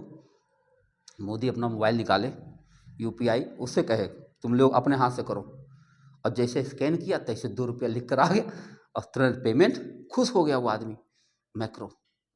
कहा बस साहब यही वाला हमको दे दो, चालू है वहाँ पर। और अब भारत यही नहीं, खाली कई सारे देशों में चालू हो गया यूपीआई। खैर नील नाम पड़ा भैया, नील के बाद 10 नील, उसके बाद पद्म आएगा, पद्म पुराण। और याद होगा आपको, घनानंद के पिताजी का नाम था महापद्म नंद, याद आ रहा, महापद्म नंद माने उनके पास पद्म रुपया था, सबसे अमीर आदमी। जब वो आया था, क्या कहते सिकंदर, तो प्राचीर देख कर लौट गया था, आपको याद होगा, नहीं अटैक कर पाया था, हिम्मत नहीं थी, जिसको चाणक्य ने चंद्रगुप्त के माध्यम से गिरवाया। फिलहाल पद्म, 10 पद्म, शंख 10 शंख, 10 शंख, और फिर महाशंख। हमारी गिनती यहीं पर रुक गई। एक लिख करके 19 जीरो आप बना देंगे तो महाशंख पर पहुंच जाएंगे। गिनती बन गई, व्यापार शुरू हो गया। अरब के साथ हमारे खूब अच्छे संबंध रहे, रेशम मार्ग बना दिया गया, हाँ बहुत अच्छे संबंध चले। लेकिन धीरे धीरे अब यूरोप के अंदर भी शक्ति आनी शुरू हो गई। यूरोप उसमें कुछ नहीं था भाई, यूरोप अमेरिका कहानी सुना रहा हूँ, जिस समय हम चर्चा कर रहे हैं उस समय इन लोगों को कोई पूछने वाला नहीं था, ये दशा थी। हमसे एक जन कहने लगे कि आप ये सोचिए कि अगर अंग्रेज नहीं आए होते इंडिया में तो आज हम लोग कहाँ होते, कहीं भीख मांग रहे होते सड़क पर। हमको यार सोचो, ऐसा मत सोचा करो, ये सोचो कि जब उनसे पूछो कि जब वो पत्ता खोज रहे थे जंगल में कि पत्ता मिल जाए हम पहन लें, शर्म आ रही है, जानवर की तरह नंगे चल रहे थे, तब हमारे यहाँ विश्वविद्यालय चल रहा था, नालंदा चल रहा था कि नहीं, विश्वविद्यालय था, मॉन्टेसरी स्कूल नहीं था वो, विश्वविद्यालय माने दुनिया के लोग पढ़ने आते थे भारत में, सांग पायान पता नहीं कौन कौन, इतिहास वाले जानते होंगे कौन कौन पढ़ने आया, बाहर के लोग पढ़ने आते थे। जिस समय में वो लोग पत्ता खोज रहे थे, कैसी कल्पना कर रहे हो आप? अरे हम लोग तो अपने उल्लुओं से बर्बाद हुए ना, आप बताइए, हमको बर्बाद दूसरे ने नहीं किया, हमारे यहाँ उल्लुओं से बर्बाद हुए हम लोग। तो भैया ये गिनती तो हमारी तैयार हो गई। मेरी बात सुनो, डेवलपमेंट कैसे हुआ? मेरी बात सुनो, हम बता रहे हैं, जैसे यहाँ कपास होता है और उस कपास को हम अमेरिका, वहाँ ब्रिटेन भेजना चाहते हैं, तो अब यहाँ से लेके हमको वहाँ समुंदर तक तो सड़क बनानी पड़ेगी नहीं, कपास कैसे ले जाएं यहाँ से? जल्दी जल्दी हमको सारा कपास लूटना है तो हम रेलवे भी बना देंगे, हमको कपास लूटना है। तो अब बताओ, जब तुम रेलवे बना दोगे कपास लूटने के लिए, अब जब जाओगे तो रेलवे मेरे ही तो हो गई, बोलो। अब ये बताओ, अरे शशि थरूर को सुनिए जरा जाकर के, शशि थरूर कांग्रेस के नेता हैं, उनका वीडियो 1 घंटे का वीडियो है, वहाँ पर यूट्यूब पर सर्च करोगे मिल जाएगा। उन्होंने जो ब्रिटेन को लताड़ मारी थी, आजकल जयशंकर जैसे लताड़ रहे हैं सबको, वही हाल था शशि थरूर का। अंग्रेजी में बंदा बोलता है, लेकिन जो बात बोला ना, कहा मतलब तुमने इतना लूट लिया देश को, हमारे इतना लूट लिया कि हम बर्बाद हो गए, और उन्हीं के संसद में चिल्ला रहा था। मजाक थोड़ी ना है, हम लोग कहाँ डरते हैं, अब उन्हीं कह देते। कितना, इतना 83 ट्रिलियन के, कितना ट्रिलियन के लूट बताया जयशंकर ने, जब वहाँ के पत्रकार ने पूछा कि 70 साल हो गया देश को आज़ाद हुए, अभी तक तुम्हारे यहाँ ये सुविधाएं नहीं आ पाई, कैसे विकास चल रहा देश का? तो उन्होंने तत्काल कहा कि इतना ट्रिलियन इकोनॉमी हमारी तो लूट के आप लोग लेकर चले आए, लूट के लाए। ऐसा लूटने का शब्द इस्तेमाल किया उसने, ये नहीं कहा कि वह हस्तांतरण कर लिए, कोई भाषा नहीं, लूट लिए, तुम चोर हो, इतना पैसा जब तुम्हारा लूट लिए तो हम क्या कर सकते थे? जैसे जैसे कर पाए कर रहे हैं, तब वही लूट के ले गए ना। अब सुनिए भैया, ये गिनती बन के तैयार हुई, लेकिन इस गिनती को जब ये गिनती यूरोप पहुंची और अमेरिका, तो वो लोग थे ईसाई लोग। ईसाई लोग अरबी गिनती बोलने से मना कर, कहे नहीं बोलेंगे, हमको जो है इंग्लिश में कोई गिनती चाहिए, उच्चारण उसका इंग्लिश में होना चाहिए। तो उन्होंने फिर अपनी गिनती बना दी, उसका नाम डाले अंतर्राष्ट्रीय पद्धति, अंतर्राष्ट्रीय पद्धति, इंटरनेशनल सिस्टम बना दिया। क्या बनाए? इकाई को उन्होंने यूनिट कहा या वंश, दहाई को टेंस कहा, सैकड़ा को हंड्रेड्स कहा, थाउजेंड को, हजार को थाउजेंड कहा, फिर 10,000 कहा, लाख नहीं बोलेंगे 100,000 बोलेंगे। अपना मोबाइल निकाल कर देख लो, आप उसमें 1 लाख लिख कर देखो कहाँ कामा लगा रहा। 100 के बाद कामा लगाएगा, फिर 3 जीरो रहेगा, वो 100,000 है, दरअसल नहीं लिखता, 100,000 बोलता है वो। और कभी मैच देखना, आपकी बार क्रिकेट मैच, अगर कोई विदेशी एंकर है बोलने वाला, तो जब उसको मैन ऑफ द मैच दिया जाता है तो उसको तब 500,000, 5 लाख रुपए दिया जाता है उसको। तो जो भी आदमी मैन ऑफ द मैच होता तो 5 लाख रुपए उसको तत्काल मिलता, तो 5 लाख का चेक दिया जाता। तो वो जो अनाउंसर चिल्लाता है 500,000, चिल्लाता है जोर से 500,000। अगर भारत वाला बोलता तो वो 5 लाख बोलता है। भारत का अनाउंसर जब होता है तो वो 5 लाख बोलता। मैं आपको कितना कनेक्ट करने की कोशिश कर रहा हूँ कि आज के जो जीवन चल रहा है, मैं बताऊँ, अभी टेलीविजन पर एक दिन डिबेट हो रही थी, जब मोदी ने पहली बार कह दिया कि भारत की इकोनॉमी को हम 5 ट्रिलियन बना देंगे, याद होगा आपको, 1-2 साल पहले की बात बता रहा हूँ, तो एक आज तक चैनल पर डिबेट हो रही थी। तो अचानक कांग्रेस वाले प्रवक्ता ने भाजपा के प्रवक्ता संबित पात्रा से पूछा कि अच्छा एक बात बताओ संबित भैया, 1 ट्रिलियन में कितना जीरो होता? और बता नहीं पाए थे। अब मैं टेलीविजन देख रहा था उस समय, मुझे इतना दुख हुआ, सोचो राष्ट्रीय प्रवक्ता को यही नहीं पता ट्रिलियन में जीरो कितना। तो इसका मतलब विकास हवा हवाई चल रही है। जब आपको जीरो तक नहीं मालूम है और 5 ट्रिलियन इकोनॉमी कैसे बना दोगे? हम यही सोच रहे थे, काश ये 1 महीना हमसे ट्यूशन पढ़ देता तो मैं बता रहा हूँ कि मेरा भी भला हो जाता, उसका भी भला हो जाता। भाई उसकी फीस तुम्हारी 1 करोड़ होती ना, और क्या 1 करोड़ मिल जाता, हमारा काम खत्म, और वो भी बोलने लायक हो जा रहा। गणित वणित में नहीं बोलना चाहिए लोगों को, गलत बात है। गणित में मोदी भी जी फंसे कहीं पर, वहाँ जाके कनाडा में, अभी तो रिश्ते ठीक नहीं चल रहे, वो ना वहाँ जाके बोल दिए जाकर कि a+b का होल स्क्वायर। अब वो कहीं नहीं पा रहे थे, a² + b² + 2ab निकल ही ना मुँह से। ये बताना चाह रहे थे कि भारत और कनाडा के रिश्ते वही नहीं है कि खाली a+b का होल स्क्वायर है तो खाली a² + b² हो जाए, नहीं, +2ab भी है, ये बताने की कोशिश कर रहे थे। अब वो +2ab निकल ही ना मुँह से, भूल गए। गणित में नहीं बोलना चाहिए, नहीं बोलना चाहिए। देखो राजनीतिक आदमी है, मतलब कोई समझदार इंसान है, कोई बात नहीं है, भारत के न समझते, वो सब सही है, ये गणित दूसरी चीज़ है ना, गणित पर नहीं आना चाहिए। तो खैर भैया 100,000 हो गया। अब इसके बाद यहाँ आता है मिलियन, मिलियन, फिर यहाँ आ गया 10 मिलियन, फिर यहाँ आ गया 100 मिलियन, अब ये आ गया बिलियन। याद रखिए 1 बिलियन माने 1 अरब होता है, बिलियन। फिर आएगा 10 बिलियन, फिर आएगा 100 बिलियन, फिर आएगा ट्रिलियन, आ गया ट्रिलियन। 10 खरब को ट्रिलियन बोला जाता है। फिर 10 ट्रिलियन, 100 ट्रिलियन, फिर है क्वाड्रिट्रिलियन, क्वाड्रिट्रिलियन, 10 क्वाड्रिट्रिलियन, 100 क्वाड्रिट्रिलियन, क्वासीट्रिलियन, क्वासीट्रिलियन, 10 क्वासीट्रिलियन। अभी इनके पास 6 ट्रिलियन और है, लेकिन हमारी गिनती खत्म हो गई, तो हम आगे बना नहीं रहे। आपको पूरा नहीं पढ़ना, मिलियन आपको जानना चाहिए, बिलियन जानना चाहिए और ट्रिलियन जानना चाहिए।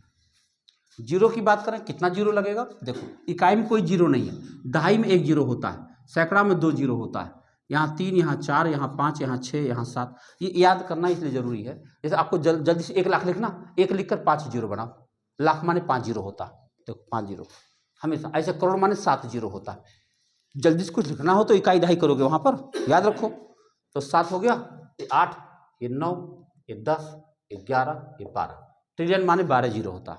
1 लिखकर 12 जीरो बना तो 1 ट्रिलियन बन जाएगा। फिर 13, 14, 15, 16, 17, 18 और 19। यानी कि अगर आपको एक महासंख्य लिखना है तो 19 जीरो, 1 लिखिए 19 जीरो बना दीजिए तो वो बन जाएगा महासंख्य।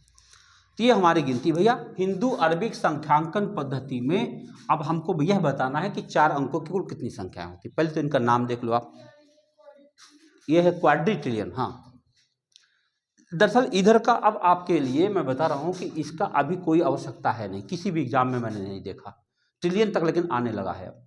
जब से ट्रिलियन का ये चलने लगा कि हम 1 ट्रिलियन तक इकोनॉमी बना देंगे या तीसरी अर्थव्यवस्था बना देंगे, तब से जो है ट्रिलियन खूब चर्चा में चल रहा है।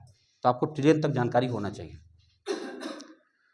अच्छा सोचो, क्रमिक जानकारी रखने से कितना फायदा होगा। अगल बगल लिखा रहे अपने कापी में, 2 बार खाली दोहरा दीजिए, फिर क्या गलती हो सकती है बताओ, हो ही नहीं सकती।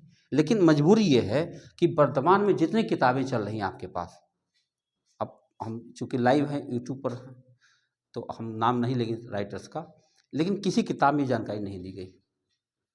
कहाँ दी गई? अब जब नहीं दी गई, अब मान लो एक सवाल बन जाए 1 नंबर का, अब वो नहीं जानकारी तो क्या कर लेंगे बताइए।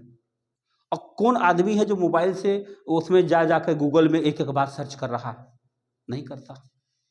हमारे देश में डाटा जितना फ्री हुआ, अगर बताऊं उसी हिसाब से लोग ज्ञान प्राप्त कर लिए होते ना, तो आज हमारे देश की स्थिति कुछ और होती।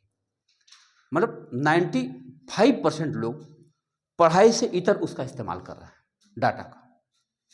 बताइए 95%, खाली 5% वही ऑफिस में जहाँ लगा होगा, या कोई आदमी जिद्दी हो कि हम ढूंढ ढूंढ के चीज़ें पूरा करेंगे, वही खाली कर पा रहा।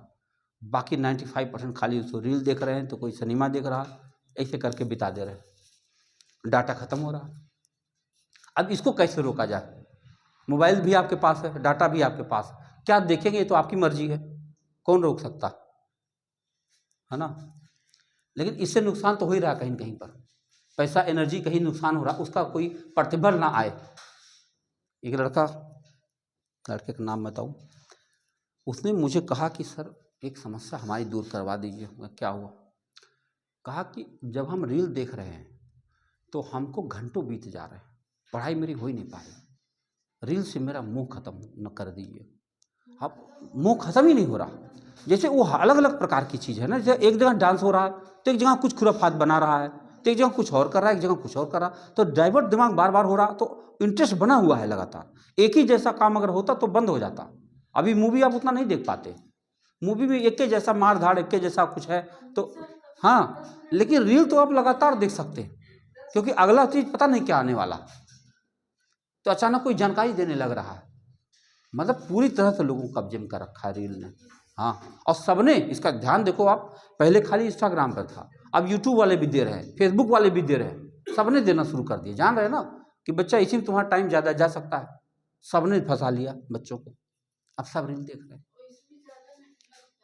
और इसी रील से कितना लोग हाईलाइटेड हो जा रहे हैं भाई, हाईलाइटेड। अगर आप शिक्षक हैं चलो तो आप बना डालो रील और थोड़ा पैसे खर्च कर दो उसके ऊपर, गूगल ऐड प्रचार होता, आपका रील ज़्यादा देखा जाने लगेगा, ज़्यादा लोगों तक आपकी बात पहुंच जाएगी, आसान हो गया। 30 सेकंड का वीडियो है ना, मिटा भैया, प्रचार का माध्यम हो गया एक तरह से मान लो आप। और लड़के को आप देखेगा ही देखेगा, कुछ भी कर लो।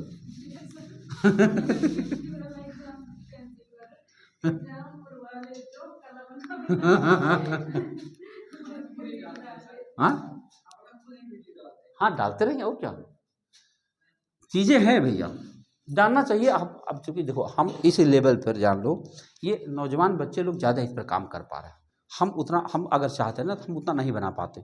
हम बोल रहे कि हमको दिक्कत होने लगती है, क्या बोलना। अब कुछ लोग होते या तो उनके बच्चे जैसे ओझा सर हैं, मर्यादा में बोल पा रहे हैं, और वहाँ जो लड़के उनके फ्री हैं, चाहे जो बोल दे, क्या दिक्कत है, कुछ भी कह दे रहे, ऐसे सब मजाक कर दे रहे, पहचान भी बन जाती है।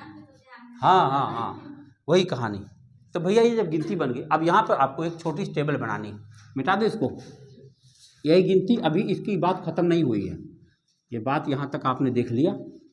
अब मैं यहाँ पे एक छोटा सा टेबल बना रहा हूँ, टेबल है यहाँ पर मैं लिख रहा हूँ सबसे छोटी, हाँ क्या करें,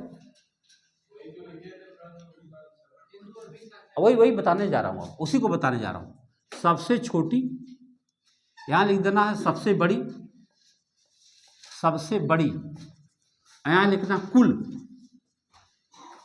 अब जरा देखो मैं यहाँ लिख रहा हूँ एक अंक। अच्छा बताओ एक अंक की सबसे छोटी संख्या कौन है? एक अंक की सबसे बड़ी संख्या, और कुल कितनी संख्या हो गई? अब आप कह सकते हो एक अंक की, हमारे हिंदू अरबिक सिस्टम में एक अंक की कुल 9 संख्याएं पाई जाती। अब चलो 2 अंक पर चलते हैं। 2 अंक की सबसे छोटी संख्या 10, और सबसे बड़ी संख्या कुल कितनी संख्याएं? 90। कैसे पता चलता है? हमने जल्दी से लिख दिया, मैं बताता हूँ, तरीका बता रहा हूँ कि कैसे पता, यहाँ से वहाँ तक कितनी गिनतियाँ हुई, ये कैसे पता किया जाता है। उसके लिए गणित समझ जाइए, दिखाता हूँ। जैसे आपसे कोई कहे कि 6 से 10 तक कितनी गिनती है, मान लो आपसे कितनी छोटी सी बात पूछा, 6 से 10 तक कुल कितनी गिनती, तो आप क्या करोगे? 6, 7, 8, 9, 10, 5 गिनती है। लेकिन अब ये इतना छोटा तो आप उंगली गिन ले गए, बड़ी होती तो कैसे गिन लेते? तो इसी में से कुछ तरीका गिन लिया जाए। देखो क्या करते हैं, आप 10 में से पहले 6 घटाओ, 4 आ जाए। 10 में से 6 घटाओ, 4 आ गए, और उसमें फिर 1 मिलाओ क्योंकि 6 भी शामिल करना। बस फिर से सुनो, 10 में से 6 घटाओ, 4 आया, 4 आ गए। अब 4 में 1 मिलाओ क्योंकि 6 भी शामिल करना। बस एकदम यही काम करो। 10 से 99 तक गिनना था, तो 99 में से 10 घटाओ, पहले 89 हो गया। 89 में 1 मिलाओ क्योंकि 10 भी शामिल करना, खत्म। क्या बढ़िया तरीका हो गया ना? हो गया कि नहीं हो गया? कि यल माइनस ए, यल वो नंबर सिस्टम में लास्ट टर्म की बात कर रहा था, आखिरी पद में से पहला पद घटाओ, उसमें 1 और मिला दो, खत्म। अब बताओ 3 अंक पर चलते हैं। 3 अंक की सबसे छोटी संख्या 100, और सबसे बड़ी संख्या, और कुल कितनी संख्या है? 9। अच्छा एक बात बताओ, एक पैटर्न बन गया कि नहीं? गणित में मैं बताऊं केवल पैटर्न है बस। हमको 20-25 साल से हम पढ़ा ही रहे, हमको अभी तक नहीं पता है कि सबसे बड़ी गिनती कौन है, ना तो ये पता कि सबसे छोटी कौन है। तब क्या पढ़ा रहे हो भाई? अरे पढ़ना ही नहीं पड़ता यार, सबसे छोटी जरूरत नहीं, ना सबसे बड़ी जरूरत है। जहां तक जरूरत पड़ती वहां तक जानते हैं, बात खत्म। क्यों नहीं जानते? अरे जरूरत ही नहीं भाई, ट्रेंड है ये, खाली गणित में ट्रेंड समझा जाता है। देखो पैटर्न आपको समझ में आ गया, आप चाहे ना लिखो। अब एक बच्चा भी इसको लिख सकता, चाहे 10 गिनती तक पहुंचा दो, बच्चा भी लिख सकता। देखो 4 अंक का बताओ, 4 अंक की सबसे छोटी संख्या, 4 अंक की सबसे बड़ी संख्या, 4 अंक की कुल संख्या, 5 अंक की बात करो, देख लो 5 अंक की बात करोगे तो सबसे छोटी संख्या, सबसे बड़ी संख्या और कुल संख्या, आप समझ गए? अच्छा बताओ, जो हमारा प्रश्न था उसका ये उत्तर था भैया, हमने जो पहला क्वेश्चन यहाँ लिखा था, हिंदू अरबिक संख्यांकन पद्धति में 4 अंकों की कुल कितनी संख्याएं होती, ये प्रश्न था। मैं चाहता उसी बगल में 9000 लिख देता, रट लो, लेकिन गलत तरीका था ये, गणित रटा नहीं जा सकता। हमने क्या किया, उसके बदले महाभारत पढ़ा दिया पूरा। अब वो 4 अंक नहीं तो 5 अंक पूछे, 2 अंक पूछे, चाहे जो अंक पूछे, सब पक्का हो गया कि नहीं? ये है पढ़ने का तरीका। पढ़ाई जो है 2 तरह की होती है, ध्यान रखिएगा। एक होती है वर्टिकल, एक होती है हॉरिजॉन्टल। तो जब आपके पास समय होता है, जैसे एग्जाम हमारा 6 महीना बाद, तो हम वर्टिकल पढ़ाई करते हैं। वर्टिकल माने एक शब्द लिखेंगे घुस जाएंगे उसके नीचे, फिर दूसरा शब्द लिखेंगे घुस जाएंगे उसके नीचे, एकदम वर्टिकल, जड़ उसकी कहाँ तक है, वर्टिकल पढ़ाई। और ये पढ़ते जाएंगे पढ़ते जाएंगे पढ़ते जाएंगे पढ़ते जाएंगे। जब एग्जाम हमारा बचेगा 1 महीना, तब हम हॉरिजॉन्टल पढ़ाई पढ़ेंगे। एक ऐसा पेपर लेंगे जिसमें हर तरह के सवाल होंगे, तो ये पढ़ाई होती है। इसे समझ आए? समझ, ये रिवीजन करने काम आता है, ये हॉरिजॉन्टल पढ़ाई। लेकिन जब आपका समय होता तो आप वर्टिकल पढ़ाई जाते हैं, डीप तक जाते हैं, तब आपकी एक समझ डेवलप हो जाती है, और तब आप रिलैक्स हो जाते हैं कि चाहे जो एग्जाम आएगा निकाल तो हम देंगे ही, इतना जान लो आप। ऐसे कॉन्फिडेंस पैदा हो जाता। आखिर कोई वैकेंसी खाली गई है, आईएएस की वैकेंसी नहीं खाली जाती है, आता है तो लोग भर ही जाते हैं। कोई भी नौकरी खाली नहीं जाती, कोई तो होगा जो हमसे बेहतर जान रहा, तभी तो हो रहा है। तो हम चाहते हैं कि हम क्यों नहीं हो रहे। तो भैया ये एक पैटर्न बन चुका है, आराम से इसको आप आगे बढ़ा दीजिए, जहाँ तक जाना चाहे जाइए। अब हर अंक की संख्या आपके पास क्लियर हो गई। आगे बढ़े, चलो आगे बात करते हैं।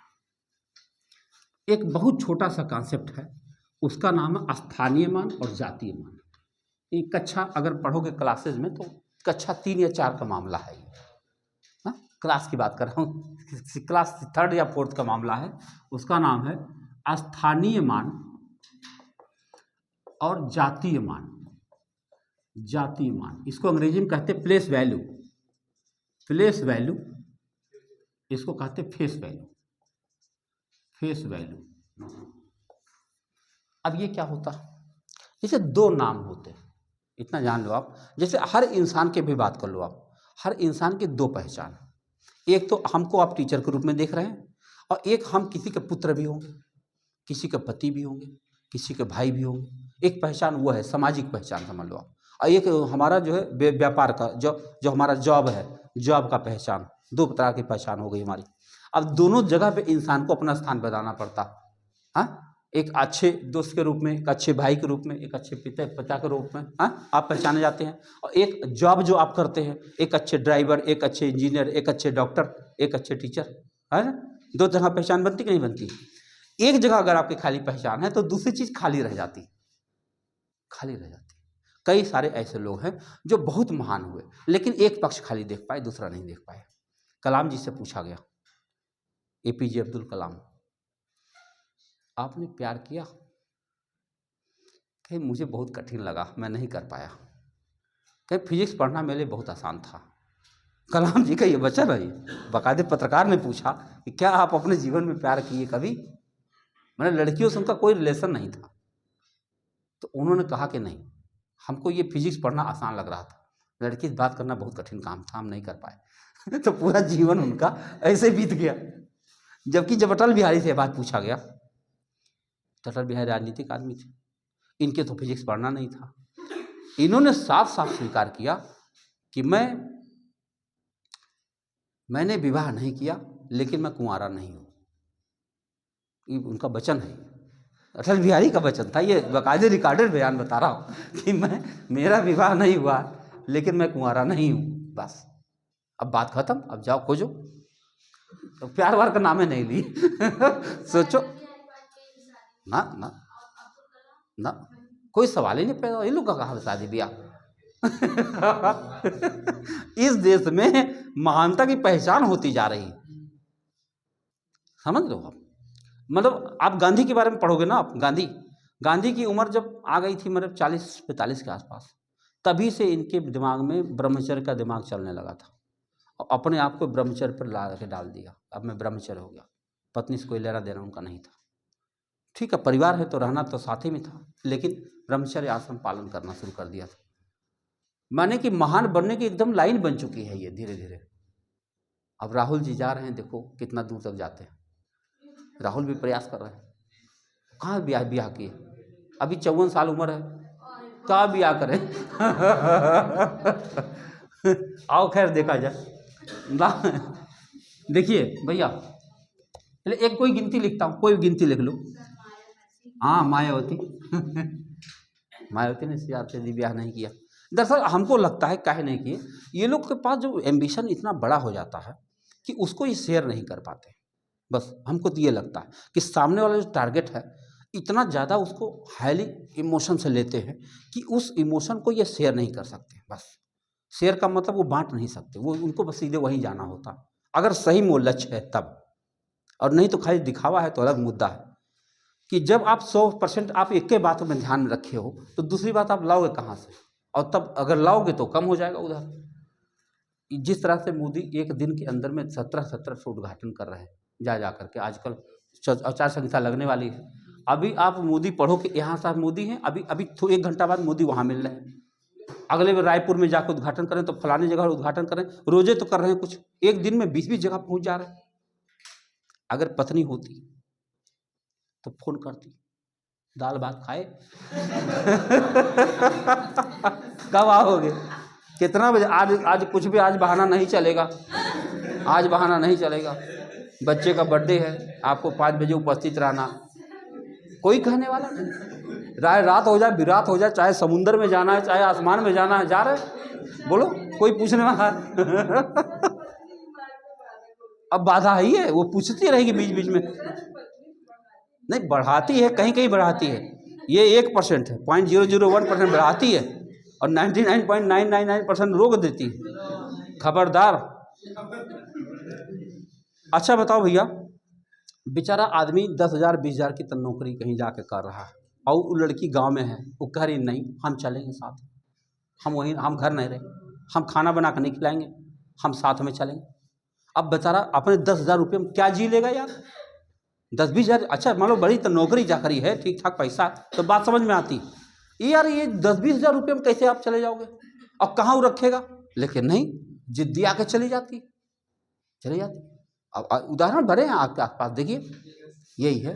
अब दबाव कितना बनाया, कौन आदमी क्रूर थोड़ी ना है, कितना क्रूरता करेगा, ये गलत बात है ना। जब उस लायक की सैलरी नहीं है तो रहो घर में, क्या दिक्कत है, सेवा कर लो थोड़ा सा ना, असंभव। आओ देखा जाए, ये गिनती आपके सामने आई, अब जरा ध्यान से देखो। तो यहाँ पर क्या है कि ये 8 है, ये 5 है, ये 3 है, ये 2 है, ये इसका फेस वैल्यू नहीं यार, ये है फेस वैल्यू, ये फेस वैल्यू, ये 5 जैसा मुंह है, ये 3 जैसा मुंह, कहीं भी दिखेगा 3 ही पढ़ोगे आप। ये 8 है, मतलब जो देखने में दिख रहा है उसका फेस वैल्यू है, लेकिन इकाई दहाई के आधार पर जो उसका नाम आएगा वो है उसका प्लेस वैल्यू। देखो ये इकाई है, तो इकाई होने की वजह से 8 का गुणा 1 से करोगे तो इसका मान 8 है हुआ। तो यानी इकाई स्थान पर जो गिनती लिखी जाती है उसका प्लेस वैल्यू भी वही है और फेस वैल्यू भी वही है, लेकिन यहाँ से उसका मान बदल जा रहा है। ये दहाई स्थान पर है, इसलिए इसमें 10 से गुणा हो रहा है, तो इसे हम 50 कहेंगे। ये 3 सैकड़ा स्थान पर है, तो 3 का गुणा 100 से करेंगे तब ये 300 हो जाएगा। और ऐसे ही ये 2 है, 2 का गुणा जब आप 1000 से करेंगे तब इसकी वैल्यू हो जाएगी 2000। जब आप इसको पढ़ते हैं तो दरअसल आप प्लेस वैल्यू ही पढ़ते हैं। पढ़ के देखिए, अंग्रेजी में पढ़िए, 2358, ये पढ़ो क्या लिखा, 2358, यही तो पढ़ रहे। जब आप पढ़ रहे होते तो आप प्लेस वैल्यू ही पढ़ रहे होते, और अगर इसको आप 2358 कहिए तब आप फेस वैल्यू पढ़ रहे हैं। लेकिन ऐसे आप जब पढ़ेंगे, अच्छा हिंदी में भी वही व्यवस्था है, हिंदी में देखो 2358। अब ये 58 क्या है, अधूरा शब्द है, पूरा शब्द क्या है, 5 दहाई 8 इकाई 50 8 58, पूरा गिनती तो ये है ना, इसको क्या कहेंगे, 5 दहाई 8 इकाई 50 8 58। लेकिन हम लोग 58 खाली कहने लगे, और इसका परिणाम क्या निकला कि छोटे बच्चे 79 89 69 69 फंस गए कि नहीं, फंस जा रहे बार बार, इसका लाभ उठा ले रहे हैं लोग, नहीं पता। यहीं एलनगंज में एक वकील साहब हैं, उनकी लड़की ग्रेजुएट है, शाम के समय था, मैं बैठा था उनके घर पे, वो थोड़ा गुस्से में आई अंदर सब्जी लेकर, कही मम्मी सब्जी वाले लुटेरे भर गए। उनका क्या हुआ, कहा पता नहीं क्या वो 69-75 कर रहा था। हमने कहा देखो 80 से 1 कम नहीं देंगे, मतलब ज़्यादा नहीं देंगे, 80 रुपये से 1 पैसा ज़्यादा नहीं देंगे, तुम लोग लूट रहे हो। कहा ठीक है दे। और उनकी माता जी से हाथ पकड़ ली, कहाँ जाइए भैया मतलब उससे 10-20-50 ज़्यादा देकर आई थी, और गुस्से में अलग से थी, गिनती नहीं मालूम हिंदी वाली। ये भैया इसका जब हम 2 3 5 कहते हैं तब ये फेस वैल्यू होती है, और जब हम इकाई दहाई के आधार पर कहते हैं तो इसकी प्लेस वैल्यू होती है। यहाँ से एक चीज़ कह सकते हो, आपकी एक फिलॉसफी भी यहाँ पर है। हमारे यहाँ कहावत है, कद नहीं बड़ा होता पद बड़ा होता, कद नहीं बड़ा होता पद बड़ा होता है। तो आप खुद देख लो, आप इनका कद बहुत बड़ा था लेकिन वैल्यू सिर्फ 8, इनका कद बहुत छोटा है लेकिन वैल्यू 1000 है, 2000 ना, आप समझ पाए। फेस वैल्यू में कोई फर्क नहीं पड़ना, 2 हरदम जिंदगी भर 2 ही रहेगा, 8 जिंदगी भर 8 ही रहेगा। ये बताने का प्रयास मैं कर रहा हूँ कि जो हमारा चेहरा है, ये फेस है, मेरा नाम प्रदीप है, अब जिंदगी भर प्रदीप पे रहना, दिनेश नहीं हो जाएगा, सुरेश नहीं हो जाएगा, प्रदीप पे ज़िंदगी भर रहेगा। हम इसमें क्रीम लगाएं चाहे ना लगाएं, साबुन लगाएं चाहे ना लगाएं, प्रदीप पे रह जाएंगे बस। बात सही है। लेकिन अगर हमने कुछ अपने काम को करके अपने स्तर को उठा दिया तो हम उस नाम से फिर जाने जाएंगे। मेरी बात समझे? आप में से किसी का नाम दिनेश है? नहीं। एक लड़का था दिनेशवा लड़का था दिनेशवा। अब दिनेशवा अपना गांव में खेल घूम रहा था, तो दिनेशवा का नाम लिखा दिया गया, पढ़ने लगा। अब उसका नाम दिनेश कुमार हो गया। दिनेश कुमार पढ़ने लगा, पढ़ते पढ़ते पढ़ते पढ़ते आईएएस हो गया भाई, बहुत पढ़ा। अब वो आईएएस दिनेश हो गया, उसको लिखा जाता आईएएस दिनेश। जब वो घर आता है तो उसकी मम्मी आज भी कहती है दिनेशवा आया नहीं होली में। मम्मी आजकल वही से कहती है कि हमारा दिनेशवा नहीं आया होली में। वो तो दिनेशवा बोलेगी, मम्मी तो मम्मी है, हाँ? लेकिन जब वो अब वो कर्फ्यू लगवा सकता कहीं पर, इतना पावर है उसके पास, आईएएस दिनेश हो चुका। समझो बात। तो ये है उसकी क्षमता। बाकी दिनेशवा तो वैसे ही था, मुंह उसका दिनेशवे वाला है प्लेस वैल्यू देख रहे हैं आप। अब इसी चीज को अगर हम दशमलव में कहें, अच्छा सुनिए एक मिनट फिर से लिख के दिखाता हूँ। यही गिनती था। वहाँ पर जब आप जाते हो, छोटी ये जो सी टेट का एग्जाम होता है, तो यहाँ गिनती को एक्सपेंडेड फॉर्म में लिखवाते हैं। एक्सपेंडेड फॉर्म में, एक्सपेंडेड माने होता विस्तारित रूप में लिखो। जैसे इसको हम लिख सकते हैं 2000 + 300 + 50 + 8। देखो 2 लिखो और 2 के बाद जितनी गिनती दिखाई पड़े उतना जीरो बना दो। फिर 3 लिखो और 3 के बाद जितनी गिनती दिखाई पड़े उतना जीरो बना दो। यही इसका स्थानीय मान हो जाएगा। समझ पाए? और इनको जोड़ो तब फिर यही बन जाएगा। इसी को विस्तारित रूप कहा जाता है।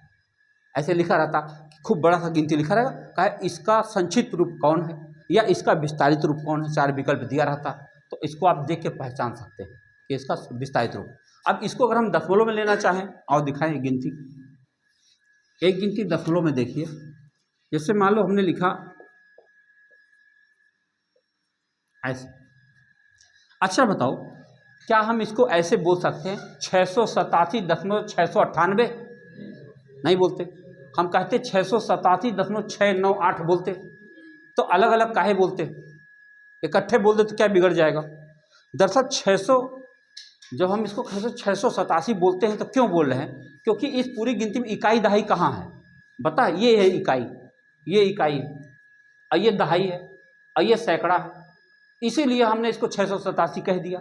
लेकिन ये तो इकाई दहाई है नहीं, कैसे कह दें? इसीलिए हमको अलग बोलना पड़ा। तो फिर ये है क्या? इकाई दहाई नहीं तो क्या है ये दरअसल दसवां इसको कहा जाता है। हिंदी में कहेंगे दसवां, अंग्रेजी में कहेंगे 10th प्लेस पर। इसको हिंदी में कहेंगे 100वां, 100th प्लेस, TH लगा देते ऊपर। और इसको 1000th कहा जाता है, यानी कि हजारवां, हजारवां। इसको जब आप लिखने की कोशिश करेंगे तो ऐसे लिखेंगे, जैसे 6 के बदले 600, 8 के बदले 80, 7 के बदले 7 और 6 के बदले 6/10 है। ये क्या है? 9/100 है, और ये 8/1000 है। ये है इसका स्थानीय मान। आप चाहे तो इसको दशमलव में कर सकते हैं, आपकी मर्जी। देखो 600 + 80 + 7 + 0.6 + 0.09 + 0.008। अब आप इसको जोड़ेंगे ना तो फिर यही चीज़ बन जाएगी। बन जाएगी नहीं बन जाएगी? लिखने का तरीका ये भिन्न में है, ये दशमलव में है। खूब बढ़िया से बदलना हम लोग जानते हैं तो गिनती के बारे में अच्छी से पकड़ बन जाएगी। बन जाएगी नहीं बन जाएगी? तो इसको नोट, कुछ कुछ नोट करते रहें आप लोग, क्योंकि जब इस पर हम सवाल करवाएंगे तो वही इंसान बढ़िया जवाब दे पाएगा जब सारी बात जान रहा होगा, है ना? ये सवाल तो हमको लेने पड़ेंगे यही जो करंट में आते हैं। ज़्यादा जानकारी नहीं रखनी पड़ती। मैं बताऊं आपको, इतना कठिन काम नहीं। गणित में अगर 3 से 4 महीना बता रहा हूँ आप, 4 महीना मुश्किल से 4 महीना अगर आप हमारे साथ बिता दें 1.5 2 घंटा के हिसाब से, हाँ, तो इतना जान लीजिए कि फिर आप एकदम निश्चिंत हो जाएं। कम से कम अपने भारत में कोई भी एग्ज़ाम देंगे तो आपको कहीं कोई समस्या नहीं आने वाली, चाहे वो सिपाही का एग्ज़ाम दें चाहे आईएएस का। हाँ, आईएएस तक की बात कर रहा हूँ। उसका कारण क्या? हम तो क्वेश्चन सब जगह से लेंगे ना। जैसे हम नंबर सिस्टम पढ़ा तो हम ये नहीं है हम खाली सिपाही के बारे में बात कर रहे हैं खाली, कि खाली सिपाही तक नहीं यार। दरोगा का एग्जाम आएगा तो अलग से फिर पढ़ना पड़ेगा 6 महीना ना। ये फाइनल हो रहा है, एकदम हर चीज़ का एग्जाम दीजिए। हाँ,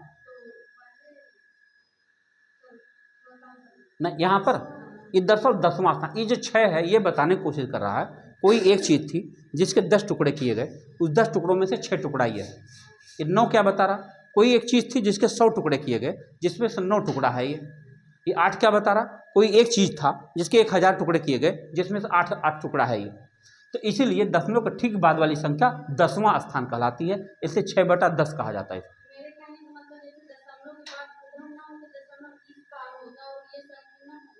हाँ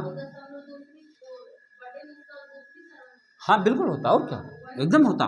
मतलब ये कहने का मतलब दशमलव तो अपने ऊपर होता है, दशमलव कैसे सरकाया जाएगा, दशमलव चैप्टर में तो हम लोग दशमलव पढ़ेंगे ही, लेकिन आपको ये समझ लीजिए कि दशमलव के पहले ये कहानी चलती है, ये दशमलव पहले की कहानी है, और दशमलव के बाद के जो नंबर होते हैं वो फ्रैक्शन वाले नंबर होते हैं, बस यही कहना था।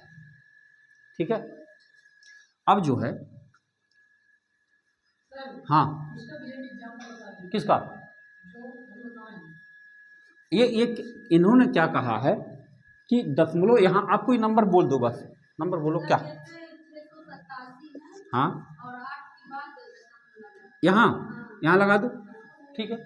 अब जैसे आपने लगाया तो क्या हुआ, ये 60 हो गया, अभी तो सैकड़ा नहीं रहा ना, अब तो इकाई तो यहीं शुरू होगा, इकाई के बाद दहाई हो गया, अब ये खाली 60 रह गया, ये खाली 8 रह गया, और ये 7 दशमलव के बाद है इसलिए 7/10 हो गया। वही कहना है कि दशमलव के पहले ये नियम चलेगा और दशमलव के बाद बटे वाला नियम चलेगा, उसके बाद चाहे जिसका स्थानीय मान निकालते चले जाओ। देख रहे हैं, तो ये है कहानी, इतने आसानी से आप प्लेस वैल्यू और फेस वैल्यू को समझ सकते हैं। देखो नंबर सिस्टम के अंदर चीज़ें बहुत हैं, खूब है, पर्याप्त। आपको एक याद करने वाली चीज़ बता दूं, उसको कहते हैं सर्वसमीका। सर्वसमीका कहलाता है, 12 फार्मूले हैं। मैं बताऊं कि जब से आप अगर आज से शुरू करेंगे और अपने जीवन में जिस दिन आखिरी बार गणित पढ़ रहे हो उस दिन भी इसकी आवश्यकता पड़ती। जैसे गिनती पहाड़ा की बात कर रहा हूँ, पहाड़े की गिनती की आवश्यकता, या जोड़ने घटाने की बात करो, आप जिंदगी भर जोड़ने घटाने का काम जरूरत पड़ती कि नहीं पड़ती, होल लाइफ। कुछ भी आप 10 रुपये का सामान, 10 रुपया दिया आपने, 3 रुपया कुछ खरीदा तो 7 रुपया वो वापस करेगा। कैसे पता चला, 10 में से 3 घटाने पर आया। ये आपको जीवन भर करना होता। ऐसे ही गणित जब चैप्टर पढ़ते हैं तो इससे सर्वसमीका की जरूरत बहुत पड़ती है। ये अलजेब्रिक फार्मूले हैं छोटे छोटे, जो कक्षा 6 से लेकर 8वीं तक या 10वीं तक के अंदर हैं। a+b का होल स्क्वायर, a-b का होल स्क्वायर, ऐसे छोटे छोटे फार्मूले, कुल 12 फार्मूले, जिसका गणित में बड़ा व्यापक इस्तेमाल है और बहुत रफ्तार मिल जाती है अगर आपको याद रहे तो। हम 12 फार्मूले लिख रहे हैं, उसको नोट कर लीजिए ठीक से। तो पहला फार्मूला है आपके लिए, a+b का होल स्क्वायर बराबर a² + b² + 2ab। दूसरा फार्मूला है a-b का whole square, a² + b² - 2ab। तीसरा फार्मूला है a+b का होल स्क्वायर प्लस a-b का होल स्क्वायर बराबर 2 ब्रैकेट में a² + b²। ये हमने कुछ किया नहीं है, इसे खाली जोड़ लीजिए, खुद कट जाएगा, ये दोनों कट जाएगा, ये ऐसे हो जाएगा। मतलब आप समझो कि कोई चीज़ रटने का प्रयास नहीं, अब उम्र ये है कि आप समझने का प्रयास करें। आप ही ना सोचें हम रट डालेंगे, कुछ नहीं रट डालेंगे, रट डालेंगे तो इस्तेमाल नहीं कर पाएंगे, समझ पाएंगे तभी इस्तेमाल हो पाएगा। ये कहाँ से बना है, इन्हीं दोनों को जोड़ा गया। अब की देखो मैं घटाने जा रहा हूँ तो ये दोनों कट के वो जुड़ जाएगा। देखो हाँ, a+b का होल स्क्वायर और -a-b का होल स्क्वायर बराबर हो जाएगा 4ab। हो जाएगा कि नहीं। अब 5 नंबर देखो, a² - b², एक ब्रैकेट में a+b, एक ब्रैकेट में a-b। छठवां है a+b+c का होल स्क्वायर, ये है a² + b² + c² + 2ab + 2bc + 2ca। सातवां है a³ + b³, एक फैक्टर इसका बनेगा a+b, और दूसरा है a² - ab + b²। और आठवां है a³ - b³, एक फैक्टर a-b और दूसरा a² + ab + b²। 12 फार्मूले में से 8 मैं लिख चुका हूँ, और इसमें से एक वो ऐसा नहीं मिलेगा जो कुछ नई बात हो, ये पढ़े हुए हैं आप पहले से, लेकिन इसका इस्तेमाल जब मैं दिखाऊंगा अभी तो आप कहेंगे बताओ कितना ज़बरदस्त इस्तेमाल इसका गणित में होता है। तो मैं 9 नंबर लिखने जा रहा हूँ।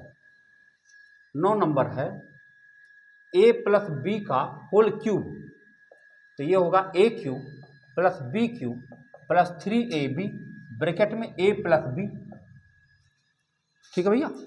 अब चाहें तो अगर हम 3ab का अंदर गुणा कर दें तो एक और तरीके से लिख सकते हैं इसको, a cube plus 3a square B plus 3ab square और प्लस बी क्यूब। लिख सकते हैं कि नहीं, आप समझ रहे। अब 10वां देखो, ये गुणा कर दिया अंदर ना, 10वां है a माइनस बी का होल क्यूब, ये होगा a cube minus B cube minus 3ab bracket में a माइनस बी। इसको अगर हम अंदर गुणा कर दें तो बनेगा a cube minus 3a square B plus 3ab square और माइनस बी क्यूब।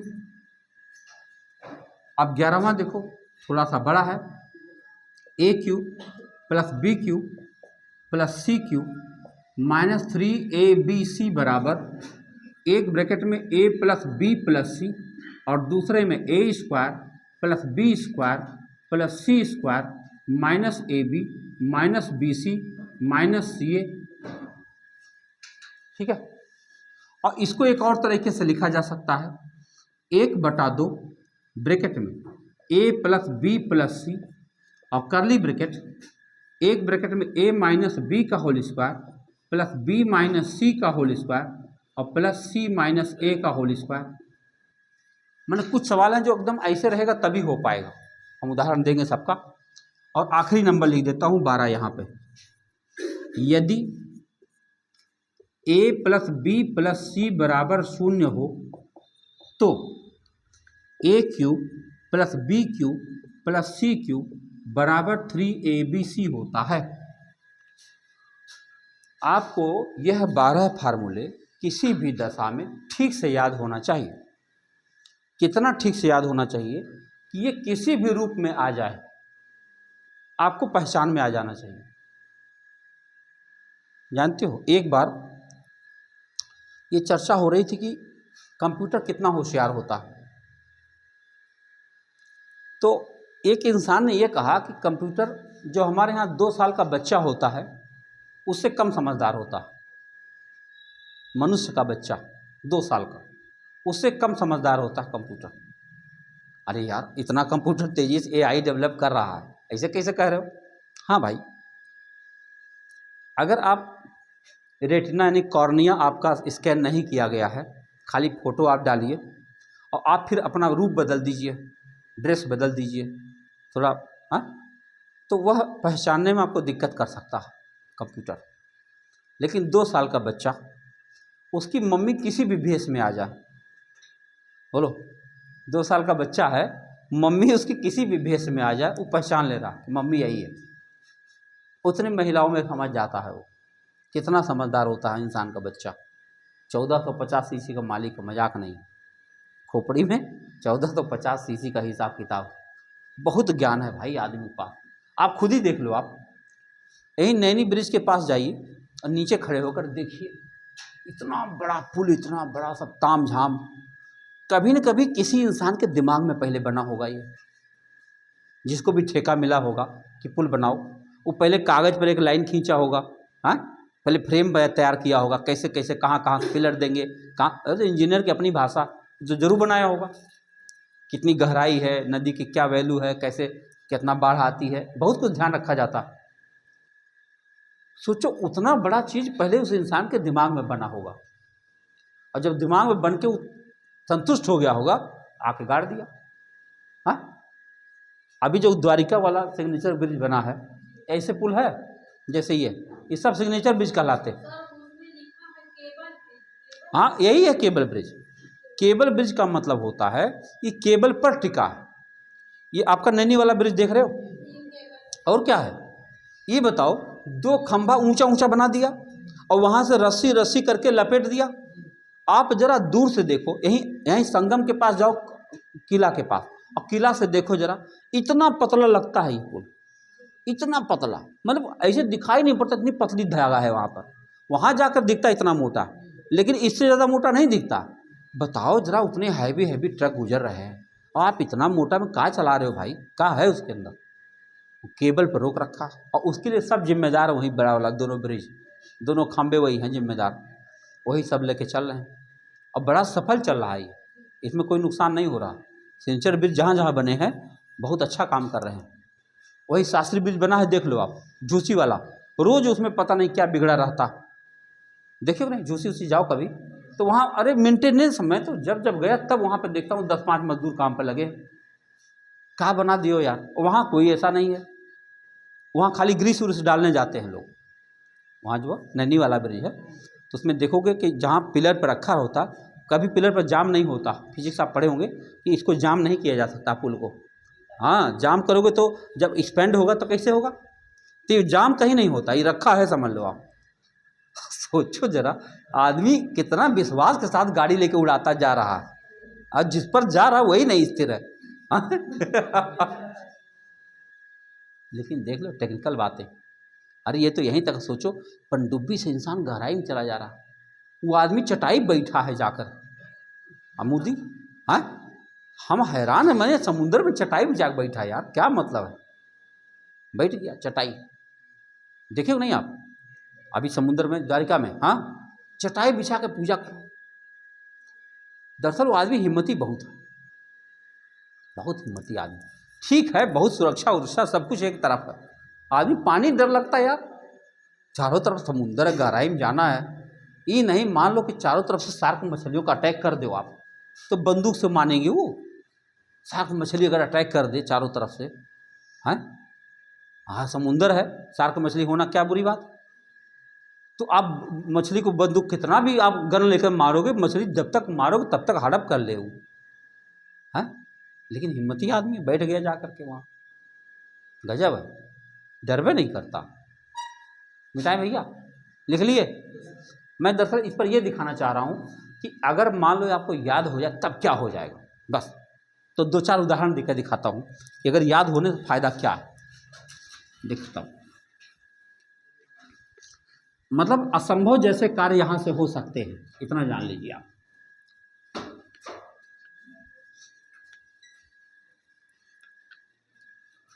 ये जितने फार्मूले हमने लिखे हैं सब पर सवाल बनाए जा चुके हैं और विभिन्न परीक्षाओं में पूछे भी जा चुके हैं। कुछ सवालों का उदाहरण मैं देता हूं।